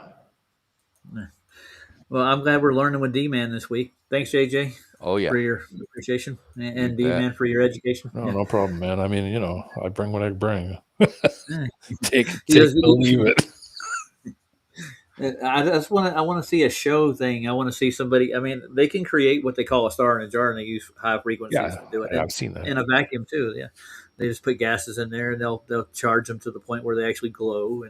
And They use little vacuum chambers to do that. But yeah, I've seen both. They do it in water and in a vacuum chamber with frequencies. Yeah, That's sound. that's pretty Kind of cool stuff. strange. They have to have that in a container. Yeah, No, I know. no. Ain't A it car funny? in a jar. That's kind of Ain't it weird. funny that that's the case? And they Yeah, have to that's manipulate the medium. strange. It is a strange world, isn't it? Oh, Mark, don't sue me. Anybody get that? I don't Yeah, I got that. I got that. know. He probably trademarked it by now, hadn't he? Oh, probably. You getting a Any strike way for to that make one? dough. Little dough ray me. Leading to the outward forces of pressure slowly dropping. When this pressure drops to a low enough level, gravity takes over and the star collapses in on itself in a matter of seconds, resulting in a supernova explosion. In order for a star to go supernova, it must have a mass approximately 3 times greater than our Sun. Once these massive stars spew their elements across the cosmos, all that remains is an I was infinitely going to ask dense one more point. question. How do they measure that? Oh Fine. The man. density of the star. Once How do you again, measure we're right back to square one. it? So you That star is gotta just look real dense. close at the spew, is what it is. The spew? The spew says it all. Oh, okay. Yeah, The spew. all roads lead to the spew. Nathan's new book, All Roads Lead to a Flat Earth. You should I mean about innuendos though? I mean, these Oh, guys yeah. can't help themselves, man. All roads lead to the black hole, Yeah. or rabbit Just hole. don't get sucked in. Yeah, if this was actually going on in the universe, I think that there would be a lot less lights in the sky. I think To we be should honest just with you. rename it to space porn. No, there you go. Spew. The scorn. Yeah, some You sporn. know what? Even if the government and the official institutions would come out and say that all was a lie, the majority of brainwashed people wouldn't believe it anyway, because they Yeah, are so right. deprogrammed. yeah, that's Yeah. exactly. That's how. That's Can how. I? That's how. I'm Go ahead. sorry, Roger. That's how romanticized people are about it. Like how they just like they. I don't know. Yeah, I cock just is think a that hell of people a get drug. into it. Yeah, I mean, I just think people get crazy into it. It's almost like the people that read those like romance novels, when they get so into it. So the problem with people is Yeah, I get that they don't want to admit that they were wrong because ego comes in. I like to be wrong because then I can learn something from my mistake. That's the way Yeah, to approach. That's the way to go. yeah, Oh yeah. I can admit I was wrong many times in my life, and I probably will be. So I can admit that. But other people, because the ego, no way, man. So they can't grow, they can't learn, they just stay sheeple and program forever. Yeah. Well, I mean, when it comes to physics and their experiments, they always go back on this. We can't do that here, Yeah. because of Earth's gravity or whatnot, the gravitational I like pull. how they're so sure of themselves, but science doesn't prove anything. No, it Well, how discovers the hell are things. That's you what so it sure of yourself then? is. I mean, discovery is proving something, isn't it? You would think. I think so. But I mean, I don't know. You got an Atmo theory, T-Man, that you need to call the Nobel Committee on. I might have to call them. Tell them Yeah. I'm gonna have to call them on the red phone. You got the red phone. Holy crap! The I got to landline. use your red phone next time I'm around over there. Hey, dude, I need this and that and the other. Hey, Michikaku, yeah, you got to call me back. It's D-Man. Yeah, I actually met a girl that actually was supposedly in one of the camps with him as a child. She's a Japanese American too, and she worked with me at Walmart. And she's enamored with him and his string theory. We had wonderful conversations, but it's la la land if you really want to know the truth. There's Hey, no viable. Hey, Yeah. baby, But I mean, want to talk about string theory? she's older than I am. She's like 20 years older than me, man. I'm not that. The Brian on little the G chat or was the big correct. G? He said we No, are animals. Yes, we are animals. We are devouring them. That's right. animal. Bunch of But damn I mean, lions. that line always worked in Boss for me. Hey, how you doing? Do you know how long it takes to see the light, the speed of light? So, JJ, what do you and Janos, God love you, non-Arcus. What do you guys throw back here in the back, right quick? Because I'm getting really bored with this shit. But I mean, we got some good questions out of it so far. This You cartoon, can run like we're if you wanna something else. I just post Eric Dubay. two See his. two music videos from The Dustin Amos. Calgary plan. I read about that. If Oh, you that's like the it. Nemo. You know what my theory is, that none of these people know what they're talking about. No, it's all. I mean, I mean, listen, I can't dare even you. fathom anything they're saying. But yet they think they do. Yeah, Well, they That's the get most funny thing. peer review papers, man. I'm telling you, they check each other's math all the time, but they take the physicality out of it, like everybody else thinks. Like me and what was it? You ever met Reg Joe? No. Anybody? He's in a Discord server. He was on Nathan's. He's a young black gentleman, but he is really, he compares the physicality to their math, and it somehow, for some reason, it doesn't seem to fit. You know what I'm saying? They leave that physical part out of it. They just basically do the calculation. They don't do any other physics beyond that, just the calculation. That's why they run into so many problems with their science as itself. They don't take the physical into their Roger own. Seabass said the farce is with you. The parts, yeah, it's always been there. Base But I parts. mean, yeah. Well, I want the fallacy to be with me, as JJ says. We got to figure out those fallacies. Kick his ass, Seabass. Damn right. Oh yeah. Logic for the win. Logic for the win. Yes. I mean, if you can't test it or demonstrate it in the real world, then it's all conjecture. It's all theory. Yeah, it's moot. You can think it's what it is, and you can tell these wonderful just those stories, but we can't go here and test this stuff. But they're telling you like this is fact. I swear to God, and they preach it too, don't they? Oh boy. In space. This is how a black hole is born. However, the collapse of stars cannot account for every black hole in the universe, and this is where scientists are stumped. It's not entirely clear where some of the largest black holes in our cosmos came from. In December of 2004, astronomers observed flashes of light coming from a series of gamma-ray bursts. The data collected suggested that these flashes were the afterglow of a gigantic explosion that resulted from a black hole and a neutron star colliding. This event resulted in a significantly larger black hole forming, which confirmed that black holes are not only created by the collapse of massive stars, but much larger black holes can be born from cosmic collisions. The largest black holes in the universe can be found in the center of galaxies. Yeah, I had one of those about a month ago. There's a Toyota Corolla in front of me, and they claim about the colliding has as much validity as my own imagination saying that my thought did that. Did it? Well, you never know. But you could be a brain in a vat too. Yeah. How would you know if you were one? I'm telling you. I've heard him go there, man. Whenever you start talking about physical measurements or observations, half of these pseudo boys will actually go, "Well, that's your truth," or "I don't know what truth is." But science says it's true. It has to be true. I believe it. We got a claimed flat earther that has a channel that's less than a month old. The broom is cocked. Okay. Oh shit! How you cock a broom, JJ? Hey, you just hold it over your head, man. Yeah. I have the power. It's cocked, half cocked. Half cocked brooms.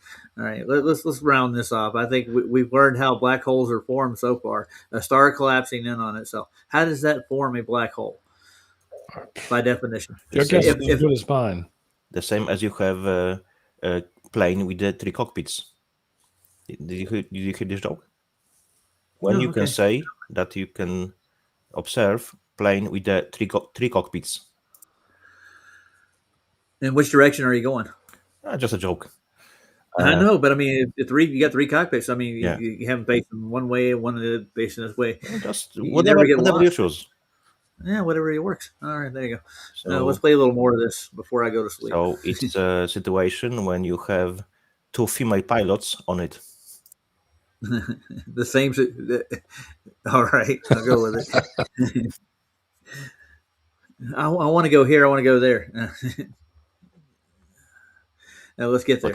And are known as supermassive black holes. The craziest part is that even though scientists know these are the most massive and densest black holes in our universe, they still don't know exactly how they were formed. We'll look more closely at each type of black hole to better understand what makes them different from one another, and hopefully gain a little more insight into where they came from. But before we do this, let's address some common misconceptions about these cosmological monsters. Black holes are not the same as wormholes. Sci-fi epics love to include wormholes that can take space travelers from one point of a galaxy to another in a matter of minutes. This is very important when writing exciting plots. because no one would want to watch a show or read a book depicting a crew traversing the cosmos at light speed and arriving at their destination hundreds of years after they left. Wormholes fix this narrative problem, as theoretically speaking, they can be used as a kind of space shortcut by folding space-time. The way this could work is that 2 points in the universe could be connected by a tunnel that has an entrance in one region of space-time and an exit hundreds, thousands, or even millions of light years away. To visualize this better, let's say you were a small insect on a piece of paper, and you wanted to crawl from one end of the paper to the other. Under normal circumstances, you need to crawl across the entire page to get to your destination, which could take a very long time. However, if the goal is to get from one edge of the paper to the opposite edge, and we fold the paper in half, you would only need to take a few steps to reach your destination. This is similar to how a wormhole might work in our cosmos. The 2 points in space-time could be folded on top of one another, and the wormhole... So how do you do that? Wow. I'm speechless. Yeah, I know. Well, this is why I don't bother with space. I know. Well, it's like I'm done with it. Actually, I tell you, this is just incredible. Well, did they not just say that they don't know how black holes form yet? Like a minute earlier, they were like, "Oh, it's because of stars collapsing on themselves." And he also started with saying it was a plot, so meaning it's a story. No kidding. But you know those sci-fi guys with their wormhole theories. Well, everything in this genre is theory, isn't it? Just fold that shit in half, dude, to shorten the distance. That's the answer to everything. I wish I'd have known that, when I was little. I could do that in my neighborhood. I could get to work quicker. It's the PBJ theory. the peanut butter and jelly theory. Is that what you're saying? Just fold that slice of bread over. I like bologna and cheese, maybe even a grilled cheese. Nobody thinks what. They're saying it, not me. We didn't even bring up the topic. It's a stretch, like from the beginning to the end. I'm sure it's a stretch. Everything is. It's just. Was that pun intended? The stretch. You like what I did there? I do. Yeah. We're stretching the universe and then we're folding it over each other, and gravity will take care of the rest. Yeah, sandwich space. And if you don't get it, then that just means you don't understand. Yeah. Well, it is all fiction as far as I can tell, but I mean, these are physicist claims in the field, right? Supposedly, but I mean, who came up with the idea again?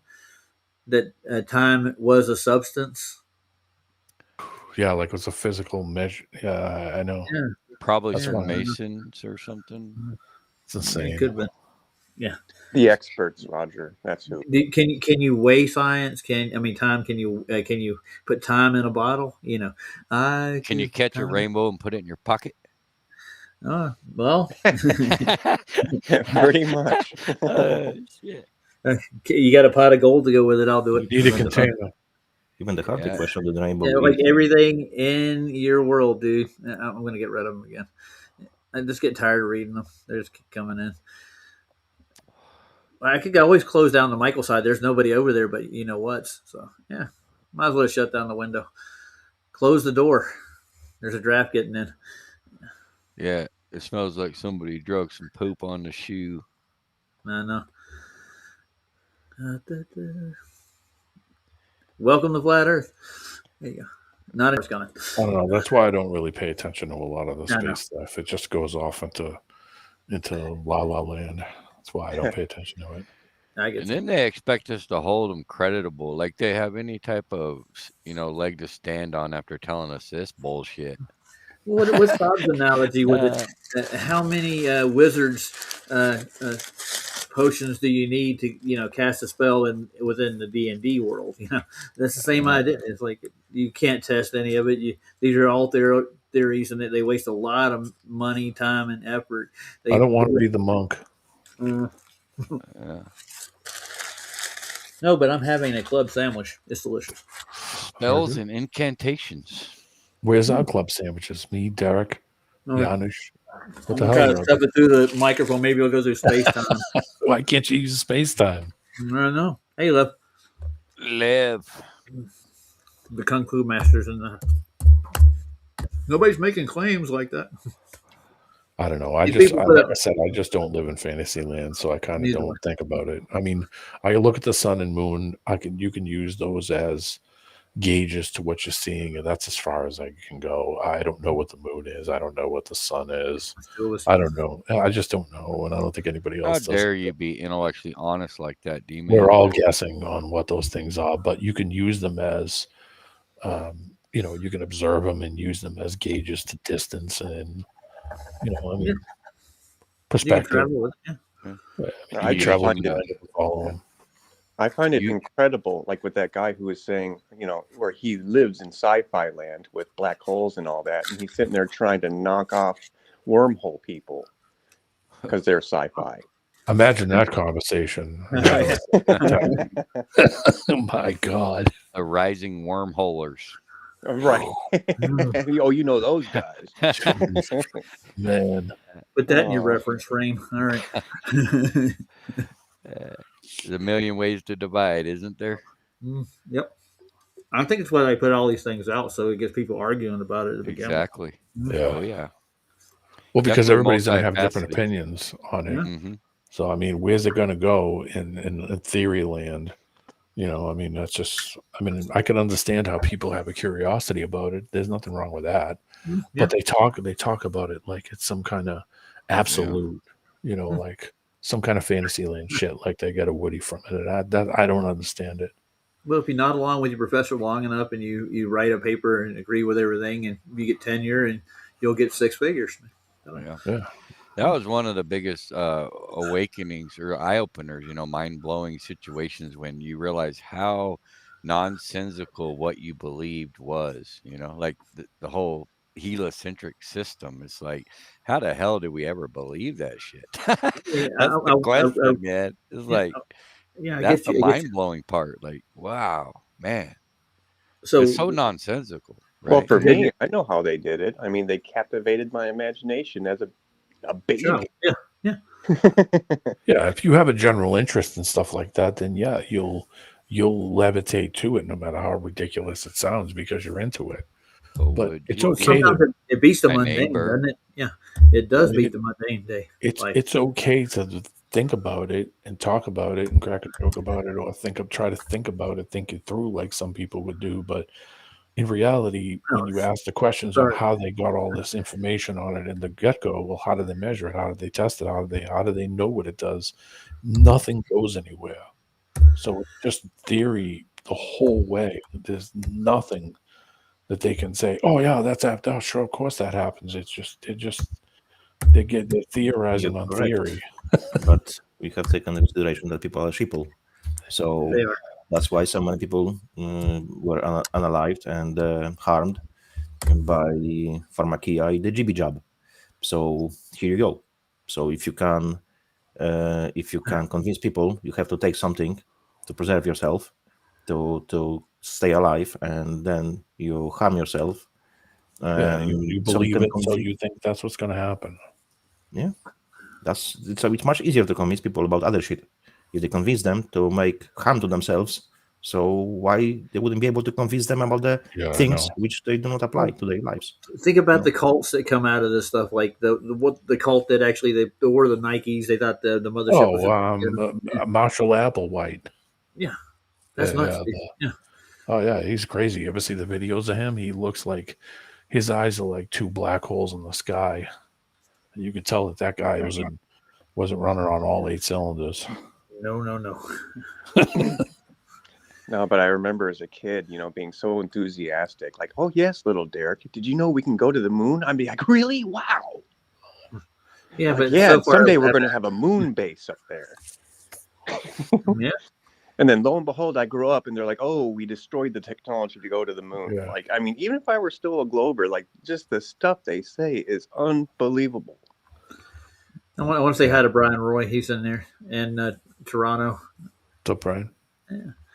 Yo. Everybody's over here from the Foundry. I can tell that already. Cool, man. What's up, Toronto? Vlad came out today. I was like, I haven't seen him in a while. I don't know what he's Yeah, doing. I looked at his channel this morning, and I was like, he hasn't been on in a while, and I think he said that somebody in his family passed away. Yeah, somebody. I'm not going to say. Yeah. Well, he said it on Soft Show, so it's Yeah. public. Right. Yeah. And speaking of Soft Show, I missed the whole thing. I slept through it all. You sound like me. Yeah, man. Like I actually, I mean, I was there like when he first like started it, like the YouTube side of it, like before he started the stream. But I was planning on watching, but I fell asleep, so I didn't get to see any of it.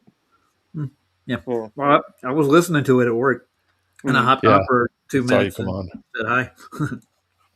Yeah, I listened to it yesterday. Candace done that bridge didn't sell. I mean, the sync done shut for her. Oh, yeah. Why did they get rid of the other footage, man? That's my question. Why delete the 12 hours you did do?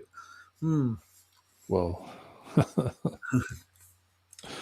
we're still waiting, Candace. Yeah. And if you're watching, which I seriously doubt she is watching our show. Of course not. No. But I mean, didn't Austin want to get on her show at one point in time? He was gunning. He'll get on anybody's show. Oh yeah, but he had a hots to get on that show for some reason. He was saying, because of the exposure. Oh yeah, and plus he was doing that before the TFE stuff. Yeah, he was. So.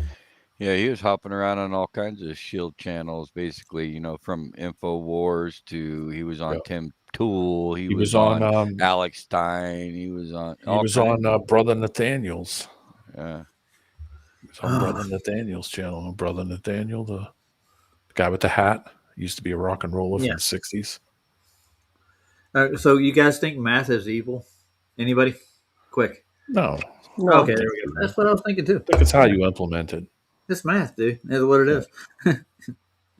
Math is who evil. No, calculations and replacement of measurements pretty evil if you want to get somewhere. Yeah. What's evil is thinking you come from nothing and monkeys and pond scum. Now that's evil. There's no real evidence of that neither. Well, I hate to tell you. Not. No. We're retarded squirrels. The fossil record. Fossil record. The math you start doesn't looking add for the up, fossil record, you don't find nothing. My math don't add up right. Dude, there was a girl I work with. She said, like, there are fossils, and I said, go look them up. Go ahead. She didn't find any. She was looking Google to all her little search engines. She said, but they found birds and insects and fish like that. That's what she'd find. Living animals become fossils in certain cases. Yes. Has stuff changed from the past? Yes. Yeah. Where do you think you get your petrol from? All dinosaur goo. It's all fossils, ridiculous man. When they used to say fossil fuel, and I'd say dino juice. It's replenished. It replenishes from the ground. Yeah. It's a natural occurrence, obviously. Yeah. I got a Sinclair right down the street from me. That's where. What do they call it? She oil. Yeah, I'm talking about. Yeah, SHEOIL. She oil. They just shortened it up and just took the she out and called it oil. Yep. There you go, shoal. Yeah. Yeah. And like it said in a jerk, you don't know shit from shine oil. Yeah. There's so many things we don't know anything about. I just don't want to live in fantasy land. That's why I just kind of, do I observe? I don't observe black holes, neither does anybody else. But you look up, you see the stars, you see the moon, you see the sky. You can only theorize what's going on. I don't think anybody can go any further than that. Yeah. No, deal with natural sciences. It's probably better instead of theoretical sciences. Yeah. If you want to get involved in the scientific world, and my daughter got involved with marine biology when she was younger. She wanted to be a marine biologist. That was her dream. And I pushed her to do it, but she started getting into the actual physical work of it. It's dirty work, dude. It ain't easy. Oh, yeah. It's dangerous, too. Because you're handling all kinds of crap and diving and doing all kinds of shit can happen. Yeah, she decided to go into the Army and go to Who's that Australian guy that got hit in the friggin' bobbed in the chest? Oh, you're talking about, God. He had the daughter, Bindi. I know who you're talking about, but you're talking. Don't worry, little fella. I'm not going to hurt you. I can't remember his name. Look at the beautiful specimens on this lovely one. Stingray killed him. Stingray got him. Yeah, he was swimming with crocodiles and alligators. But yeah, the stingray got him. That's weird. Yeah, the crocodile hunter. What was his name? Good God. Yeah, I know you're It's my talking head. about Steve Irwin. Steve Irwin. Yeah, there you go. Took me a minute to think about that. Yeah. Was that Discovery Channel too? Yeah. Okay. Yeah, I saw the whole video. They cut that part out and didn't show it. I saw it before they chopped it out, and yeah, it hit him right in like the sternum, right below his sternum, killed him. Ouch. Yeah, and he got fucked up pretty bad. Has anybody seen the grizzly guy, the guy who got eaten by the bears? Did you hear anything about it? There was a guy who was in Alaska. He would go in with basically a whole bunch of grizzly bears, and he would camp near them, and he tried to get in socially with them, and they kept telling him, like, the people up there, the natives, like, don't do it, man, they'll kill you. And guess what? His girlfriend caught it on video, but they got rid of the video. They kept the audio for a while. You could hear bone crushing. I don't mess with nature, man. I don't mess with nature. I leave them alone in their own neighborhood. I don't want them to come to my neighborhood, and I don't want to go to theirs. Nope, I don't like. They're up there eating salmon. They're just fine with me. Yeah, Kodiak, stay up there and have fun with them. I go walk over and start shaking hands. Like, how you doing, Bill? What's up, Bo? All these celebrity deaths. I don't buy it, man. Even Steve Irwin. I don't know. Who knows? You're the ultimate skeptic, JJ. Well, I believe Irwin is dead. Yeah. That one. You get hit with a bob from a stingray, you're dead. Doesn't mean. Yeah. But a bunch of others, though, Justin. No, I'm on board with that. But how are we? I think they're in some DUMB or something. How do you know it's not a story and they can't paint that picture? We're dealing with Hollywood. That's what they do. They'll make anything appear real as they want it to appear. They push the propaganda. You never know, but you never know is all I'm saying. I don't know. That brings up another question, JJ. What happened with TFE then? They suck. Yeah. Yeah. So, what was the point there? I missed it. No, you said Hollywood could make it look like anything, and I'm like, what happened with TFE? Well, they also enjoy the mockery because they know they can get away with whatever they want because humans are just they're easy, they're gullible, right? They got us where they want us. I like Steve Irwin too. I thought his show was kind of fun. I do too. His son's doing it now, allegedly, but I just I stand strong against this thing called credibility, man, and these people have none. And just because something looked real on TV doesn't mean it was. That's all I'm saying. I'm just more apt to question everything, dude, because of the amount of lies that have been exposed. It's preposterous. Well, I mean, why or how can we trust anything these people tell us? Good question. So I wanted to take a look at Pablo's latest observation right quick before we go sign out of here. I want to get to sleep. It's 2 hours in. Is that right? And I got to actually work on them. I can't sit in this chair too much longer. My back's going to start freaking out again. Your back's going to spaz out. Yeah. Pablo got one, a high waterline pan, which is, I mean, he goes in. I did a little bit of his last one. He put a kind of a documentary of what he did. And you watched some of it, D-Man, right? He compared it to the globe mass. And he's like, it doesn't happen. There you go. Merry Christmas. Yeah, I see too far. I think we should put the challenge up to fittest flat earther to find out where Steve Irwin is. Oh, there you go. Yeah. Send him an email. Go on TikTok. Say, hey, dude, what is his name? He just put out a video where he was showing that what's her name is Hillary Clinton, but he already claimed that was somebody else. Billie Eilish was the same chick that he's claiming. We'll get Terry in. Who's Billie Eilish now? Come on, please tell me. Man, what's her name? I can't remember the chick's name now. It's Madonna's long lost sister, I guess. I don't know. But I was watching. I was just scrolling through some shorts, and it showed. It was talking about how much weight. Man, what's the chick's name, man? I'm drawing a blank now. Oh, she sings that song "Hello." She lost a bunch of weight. Oh, Lizzo? No. Hello, is it me? No, that's Lionel Richie, man. I'm sorry. Yeah. That's not a chick. Adele. Well, it could be in your book. Adele. I know who Adele. Adele. Right. So I'm telling you, Adele's not the same chick. She didn't lose a bunch of weight. That's a different person, man. Go look at the two, and it's not the same person. But I just was scrolling through some shorts right after I watched that video of Fittest Flat Earthers, and I swear the new Adele is one of those people. Like it's the same character that was playing Hillary or that other chick that I can't remember her name. Just But pull them out of the closet, dust them off. Like, oh, you guess what you're going to be today? you start looking through a different lens once you see one of them No, or two of them that are like back in the convincing. early days when I got involved in any of that stuff, they were doing retina comparison and teeth comparison, ear comparison between different people. That they would actually overlay them, and they would get a match. That's how they did it. Like there was a priest that was around in the early 30s who actually had identical retina and teeth that Adolf Hitler had, and had the same height and hand gestures that he had. He was in Boston. He was he was a street preacher. Basically, he would get up and he'd do soapboxes, and he would do gestures just like Hitler did. He'd be waving his right, almost identical. But they said that was Adolf Hitler. They smuggled him over to Europe and then gave him the. Oh, he was down in Argentina. Oh yeah, I know that The much. Soviets, Stalin thought that he was alive. And I know the CIA was looking for him in South America all the way to like 1955. I think it was Argentina, right? Yeah, Argentina, because they have a huge German community down there in Argentina. I just remembered what it was. Sabrina Carpenter was her name. Okay. Allegedly, that's Clinton. Billie Eilish Hillary. or Clinton. Or yeah, I think Billie Eilish was somebody else. They look alike, so I confused Sabrina from. I don't know. They're all the same, man. There's a bunch of actors.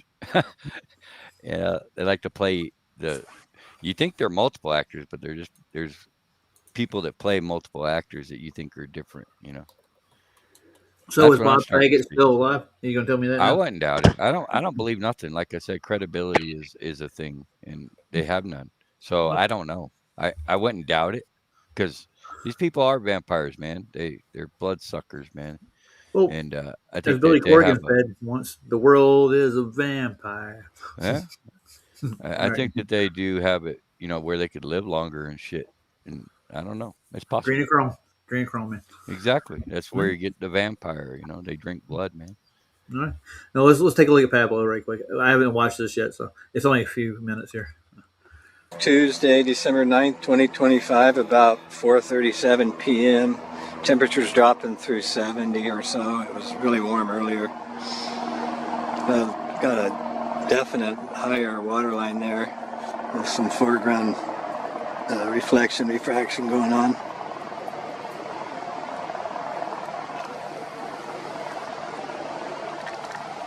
Kind of a three-point lineup, but that's about as high as you'll ever see the water line.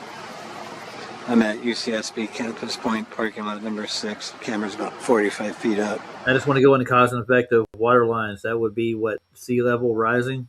What would cause that? Anybody know? Say that one more time. No, why the water line is actually higher because of sea level rise. What would be the cause and effect of that? Anybody know? Is it earth curve or no? It's tides. Yeah. Well, tides are going up, plus that shit layer on the surface is rising with it.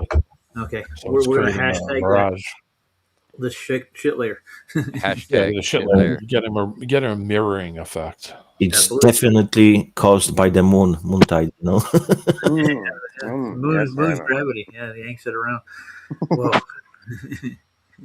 Anyway, so you can see the mirroring right here. You can see the effect right at the water line right there. You see the mirroring out there. You can see the sky. You can actually see the ground behind it and mirroring it down. Yeah. Imagine what's going on in that chop out there in the middle of that bay, dude. You can see like a wave right there, literally. Like I think about like 20 miles out. I got a graphic for this. Hold on, I found one today. Hold on. I got one too, but you never asked me to show it. No, I got a graphic that if I can find it. Go ahead, keep going, and I'll find it. Yeah, he's in Health and Carmody actually has. He uses a. What is it? Unreal Engine to demonstrate his graph lines to show you where the horizon actually is and where the mirroring starts and stuff. It's pretty cool. So that's Mesa Lane Beach on the left at 6.5 miles, and Muscle Shoals or La Conchita Beach area there at 22.7 in the background. Holy crap! Look at there. That's like 11 miles out right there. As well. that spot. You can see the little spots just compressed as heck. So I made a video before this, but I got so excited I stayed here too long and missed some good stuff to the right. I think I caught the buildings out by Point Wainimi, past there at Ventura Naval Air Station. Pretty awesome though. Think about It's it. about as high as you'll ever see that apparent water line there.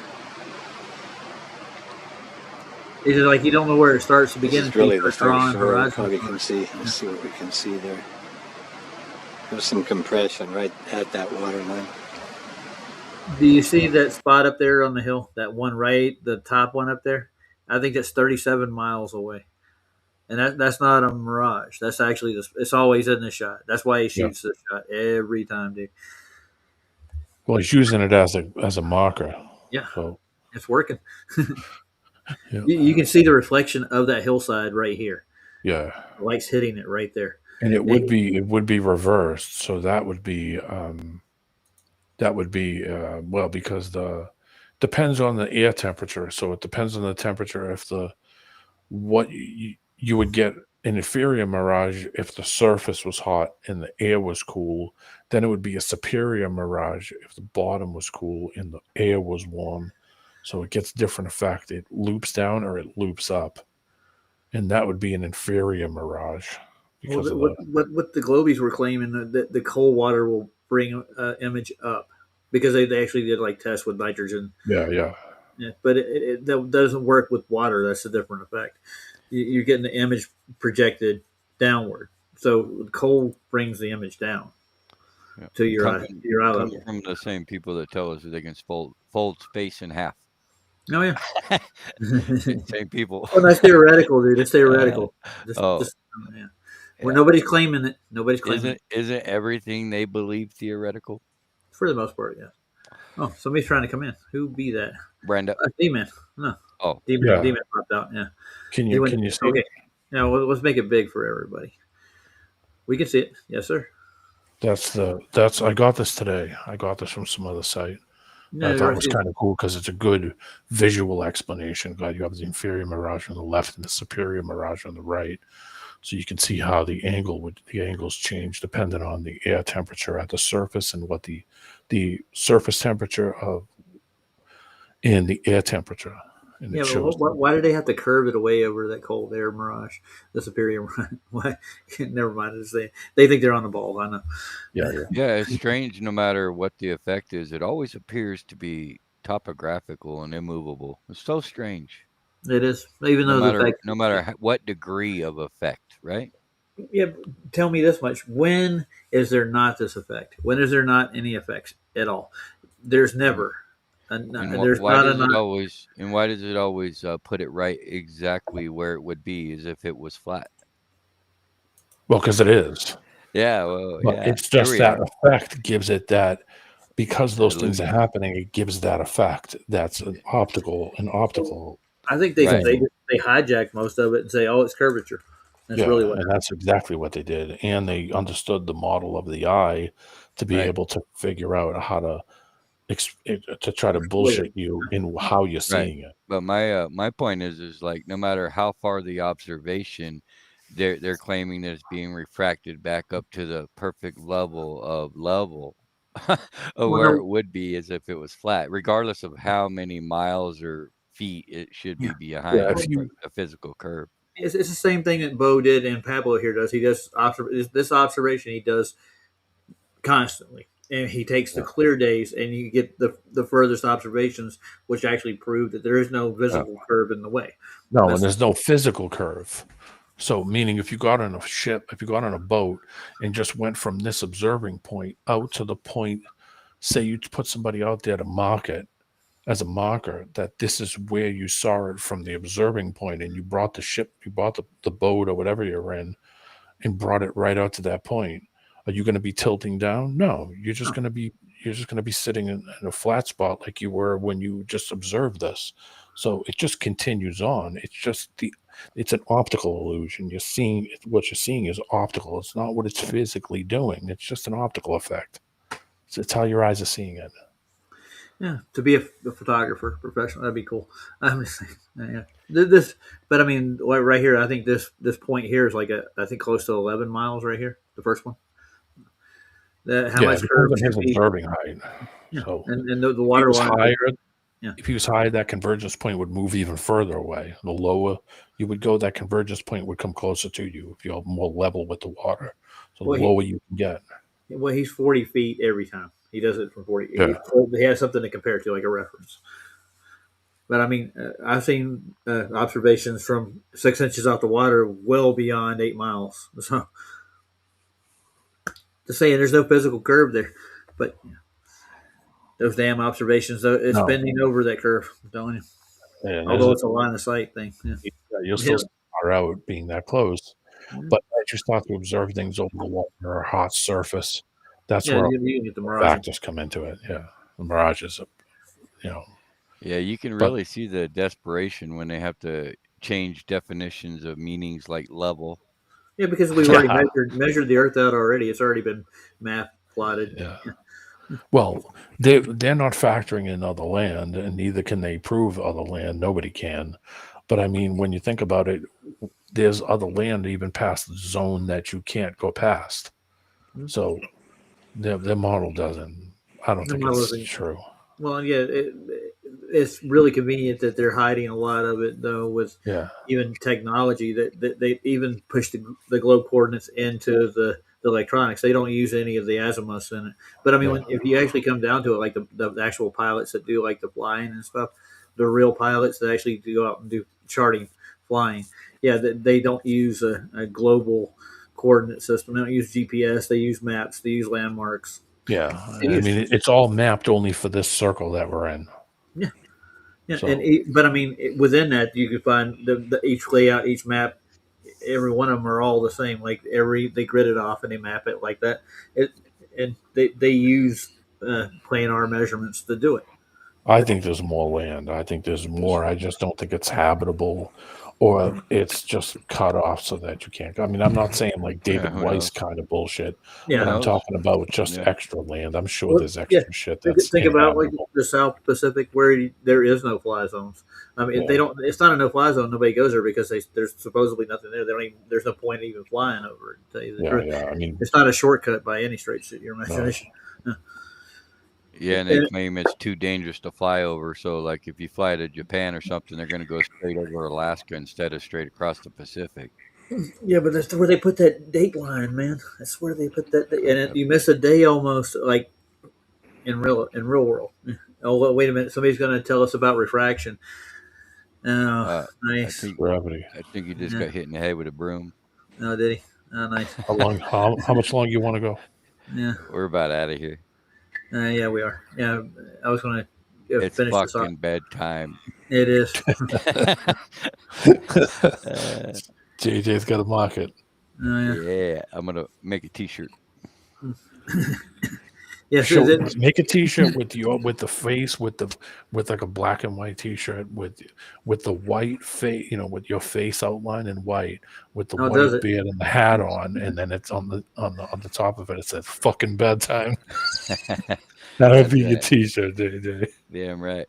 Oh yeah, so all the observations of like the Himalayas and the French Alps that we pulled up, and that just matches a globe for some reason. Those distances over that far you can actually see with not even a telescopic lens. That would just I guess it would be a telescopic lens, but it's just a camera.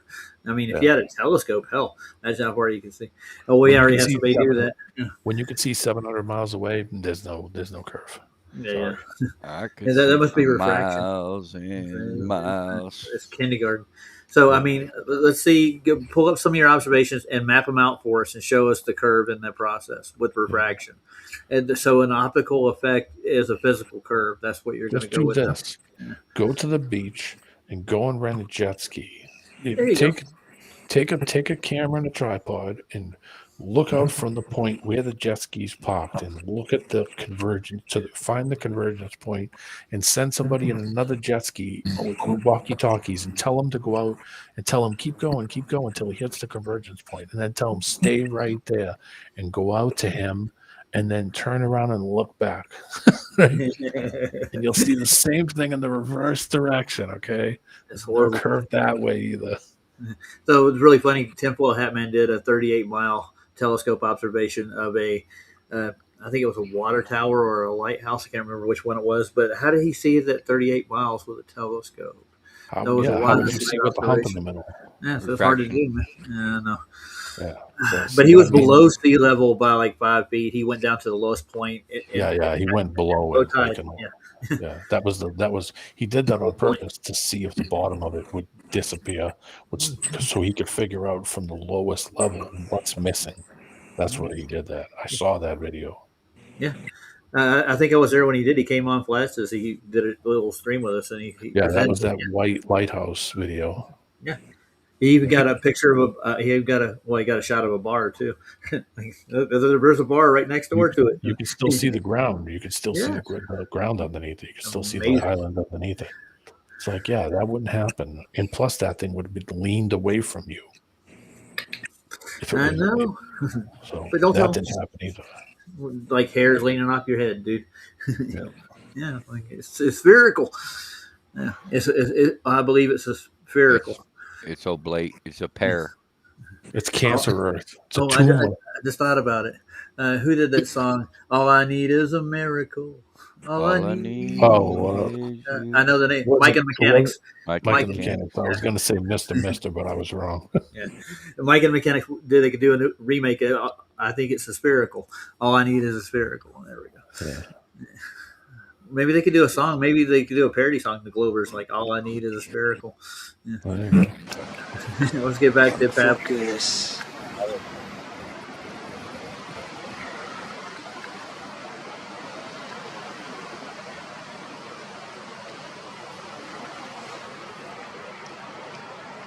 And I'm guessing that's bending over the curve too, right? Or it's being illuminated up more in that refraction below it.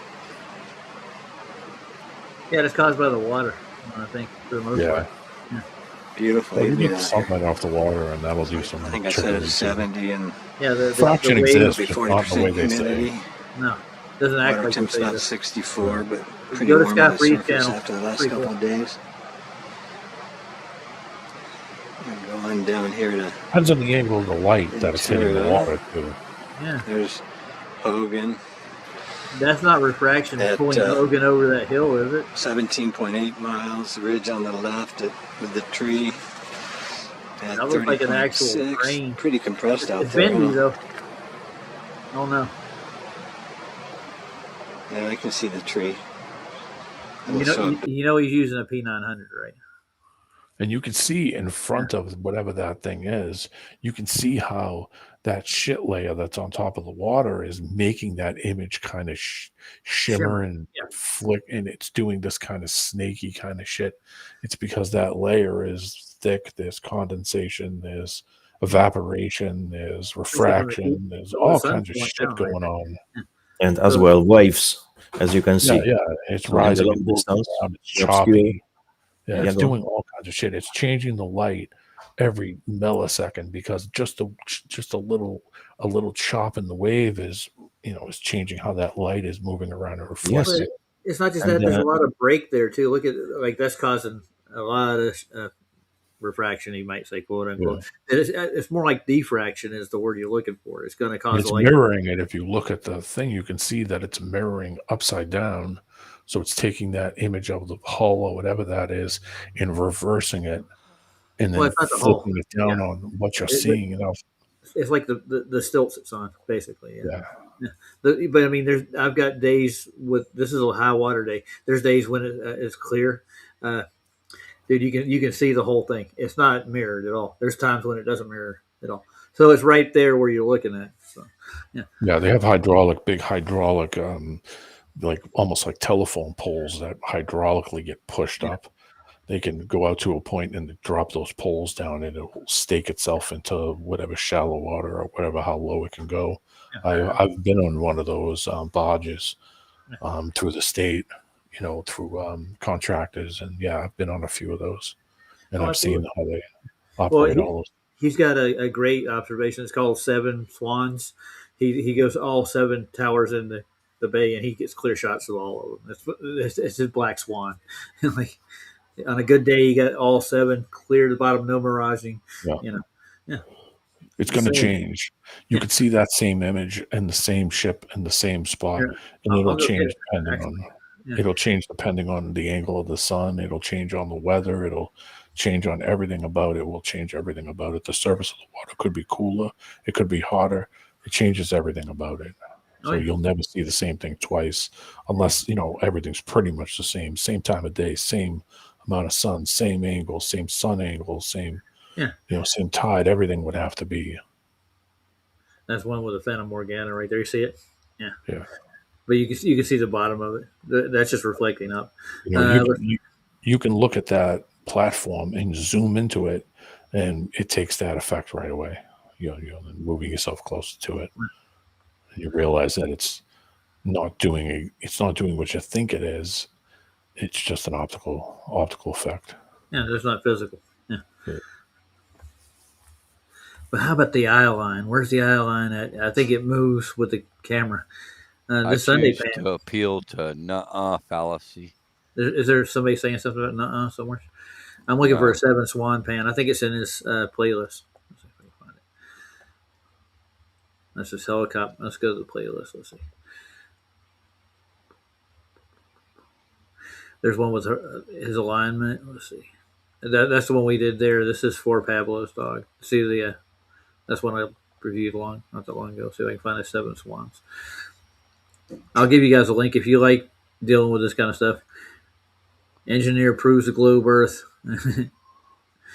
A failure by Simon Dan, the compilation. Why would Simon Dan fail at something, man? I'm telling you. I don't see his 7 Swans anymore. I don't know what he did with them. So, go back to the channel.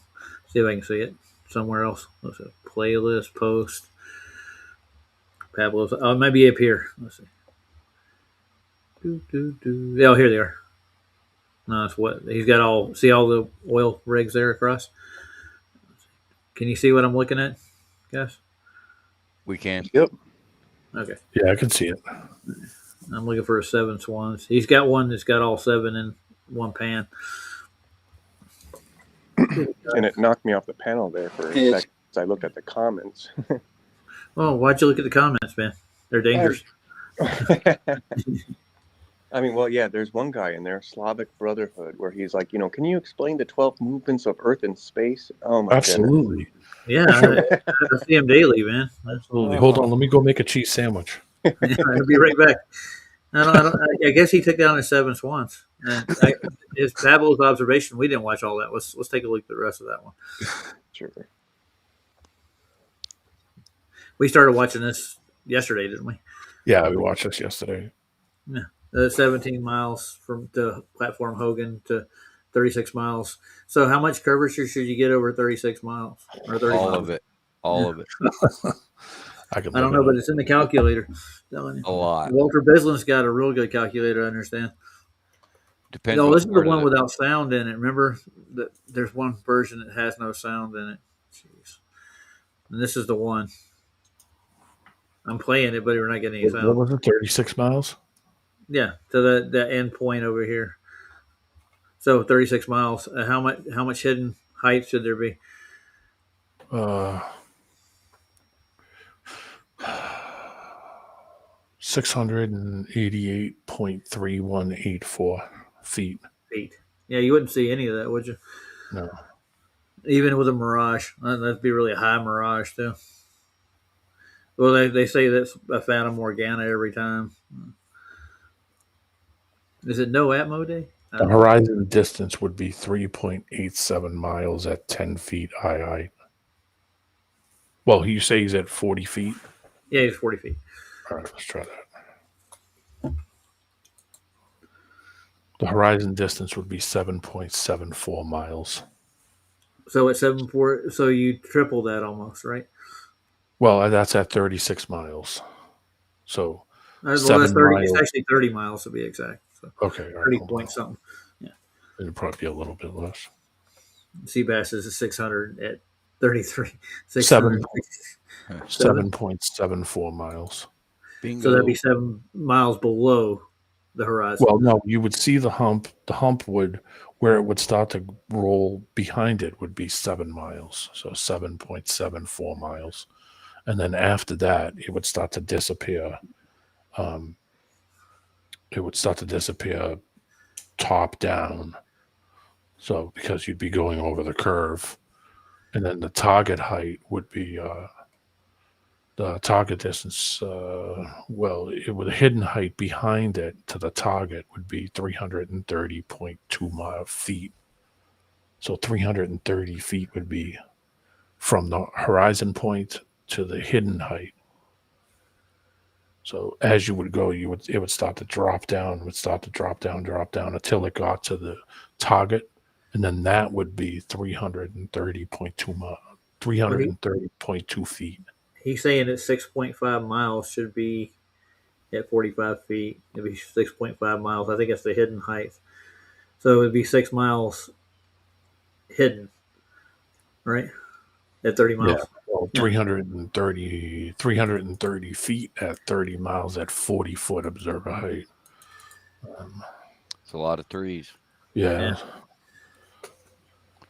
The golden ratio, my man. That would be that'd be almost 3/4 of a mile. 0.0625 miles. At a mile, 500, 5,000, how many feet? 330 would be 0.0625 miles. So almost 3/4 of a mile. You can see through 3/4 of a mile. No. That's why I'm saying that's insane. Yeah. No. Well, according to that, it matches more for the globe from what I understood. That's a strange thing. I don't think it does. That's a claim. I want to see them show that. That's really what I want to do. So this is an optical effect that's actually happening with diffraction and refraction. And I know the difference between the two. Yeah, and it changes constantly. So different days, different light conditions, angle of light, temperature on the surface, temperature, air temperature. I mean, just everything. Well, that's why a lot of long-range observations are done in cold weather anyways, right? Well, I mean, then that shit layer is the lowest it can get. Think about doing it at night when there's no sun, there's no refraction, there's no light over the water. Naturally, the surface of the water is not being heated from the sun hitting it. Yeah. So have less. Of course, you won't get the light reflecting off of it. That's the first thing, and then you won't get the heating of the surface, which means less evaporation. Well, didn't Flatlanders do a laser test over 36 miles? Oh, dude, those ones we watched in Canada where the guy did 2 of them in the same view, one at 14 miles and one at 28. Yeah, those are awesome. You can see both of them.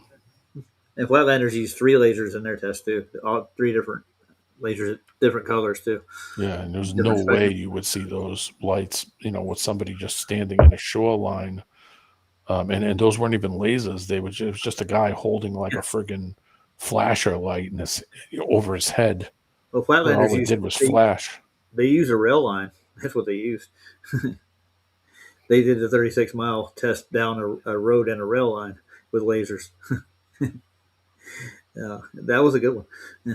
Have you ever seen it, D-Man? I might have seen a few of them. Yeah. I've seen them. Covered it. Yeah. I've seen a fucking ton of distance observation stuff just all over the place. So I've seen so many now that it's kind of even hard to even find the stuff when I think about, that older one. And then I can't find it because I don't remember what the hell it was called. Yeah, just, there's so many of them. There's people doing them all the time. People doing them every day. What observations are you seeing? What observations are you seeing about those guys proving that we're following this magical curve? And none, zero. No. But how many physical observations are you seeing in FE every day, everywhere? Tons, everywhere. Yeah, people are putting this to the test on their own. Because people want to try it themselves, and they do it, and they realize, holy shit, I shouldn't be seeing that. This is It's not doing what it's supposed to do. So, I mean, the observations for us keep on going, and it'll never stop. I think they're counting on that refraction over water to like, oh, let's curve. Yeah, it's Like not going to compensate for 50 miles. No. You know, sorry. No, in space it bends around everything. You know that it's being bent by gravity. Light is. You'd think you'd Gravity. be embarrassed, if you had any dignity, if you claimed ever in your life that boats go over the curve. Well, Like how embarrassing, man. well, I mean, some people, the average person Proof. didn't know that that's what it was. They just looked with their eyes and said, "Oh, that's obviously what it's doing," but they didn't know Right. they're not figuring this I out. could see that back in the 90s, Yeah, Yeah. I mean, but not You know, today. They still use no. it. Some of them do. Here, I'll get just bins. I'll put it in the chat Desperate. for people too. I While I'm posted the thinking about link. Laser hit distance 32 kilometers. that's So where is the curve? Laser is bending to the Earth curvature, right? Of Yeah. course it is. Yes, you know that. Yeah, the observation we saw the day before yesterday was 700 miles. Yeah, that's And I mean, way you wouldn't even see that. And the distance between you and the observed, you're observing from that point to what you were trying to look at, there was 50 miles of hump in between the two spots. You would not see that. You wouldn't see it. Just doesn't exist. And even if you Yep. did say that shit did, you would see it tilting and leaning way away from you. It wouldn't be standing straight up. That's like Yep. something on a fucking Monopoly board. That isn't something curving over something. It would change the orientation of what you'd be looking at. Would be tilted away from you, and it would be 100%. yeah. You'd have to raise yourself way the fuck up to look over the curve to see that thing. And even if you did see it, the angle of it would be fucked because you'd be looking at it, you'd be like, wow, it's all leaned over. Oh yeah. Okay, I'm looking for the Flatlander thing. He did like basically a movie out of this thing. They went through the whole observation. They did it at night, cold day. I think it's somewhere in the upper Midwest. And Yeah, there's so much shit on the surface of water. It's the hottest thing Yeah. to. yeah, they did it over land though. That was Yeah. what I liked about this one. They didn't count on water refraction to bend the light Yeah, over. and I mean, then you get different effects over like hot top Yeah. gives a similar effect. That's Black why top. they gives a did similar it in the middle of the night, dude. They were like they wanted the dark. They wanted to see the lasers. effect. Yeah. I mean, they could use filters and stuff and filter out like Jay Tolan does when he runs those filters, and it filters out all the haze and filters out all the crap so that you can see way past anything you could think of. And it's like you're looking at a Monopoly board raised up. I mean, it just keeps going and going and going. It's insane when you see it. And you're like, yeah, that fucking shit ain't curving down. That's 1,000 miles. That's 600, 700, 800 miles away. You can still see it just kind of tilting up. I mean, he's sitting at insane distance up high, 30,000 feet or something. But I mean, when you think about it, it wouldn't look that way if it was a curve or it was a ball or it would look totally different. You wouldn't see that. I'm gonna share the engineer one that Pablo's dog did that actually proves a flat Earth. The one that I like is the one where it shows the simulation of how the ground would look if you were in a balloon looking down as you would. And that one is because that would actually, you would see the curve as you would start to climb up, and you don't see that. Yeah. And by the way, guys, that's Taboo's channel. You should subscribe to him. He's good. It's pretty good. All right, you guys ready to get out of here? What end song did you give us, D man? It's just a cool song I found the other day. I kind of like it. It's cool. It's from the '60s.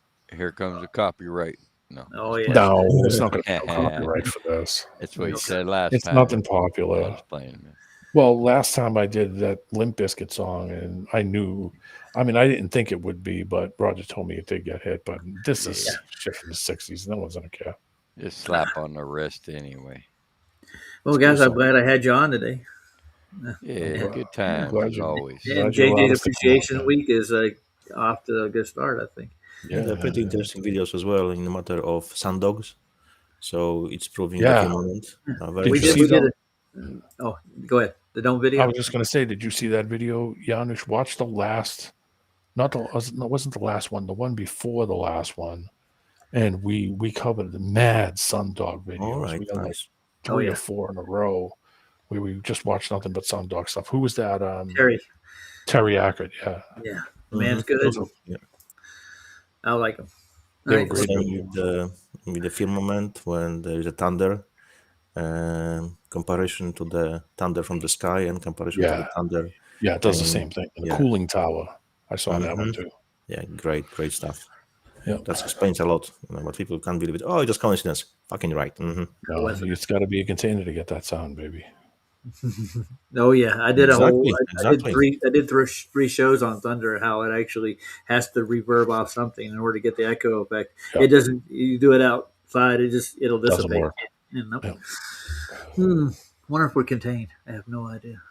All right. Things are coming on. It's just Janusz. reverbs of the air itself. Yeah, that's Oh, when yeah. they have sonic boom. You can hear this as well, so you would be able to hear as well the refraction of the bouncing of the sound, Yeah, the sonic boom during playing, crossing the barrier of sound.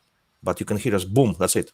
Don't hear refracting, so and bending and the freaking. You hear the you hear the reverberation from it. Exactly. That's what it is. That was what I'm looking for. Thank you. Yeah. Well, I think sound travels through air without any impedance for the most part, doesn't it? Yeah, well, it'll dissipate. I mean, of insane Yeah. distances, but I mean, when you think about something that big that's happening, an electrical lock in a container, that's. Yeah. I mean, you're not going to hear that thunder strike 1,000 miles away, the same one if you're standing right next to it, but it's going to be enough reverberation from that you're gonna know.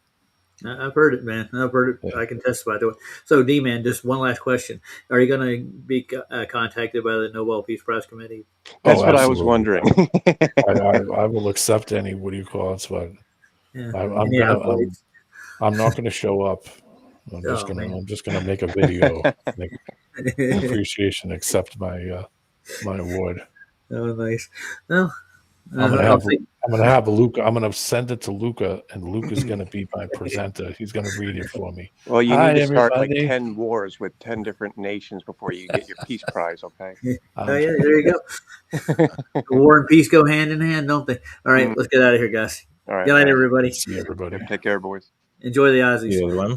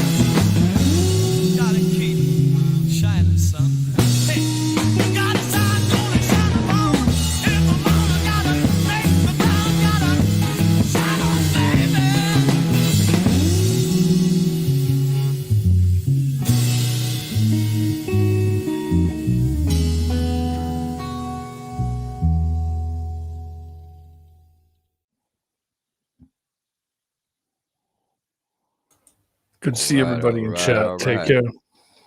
Hell yeah, I appreciate every one of you guys here on the panel. Appreciate everybody here in the chat. Much love. Y'all have a good one. Thanks, Raj.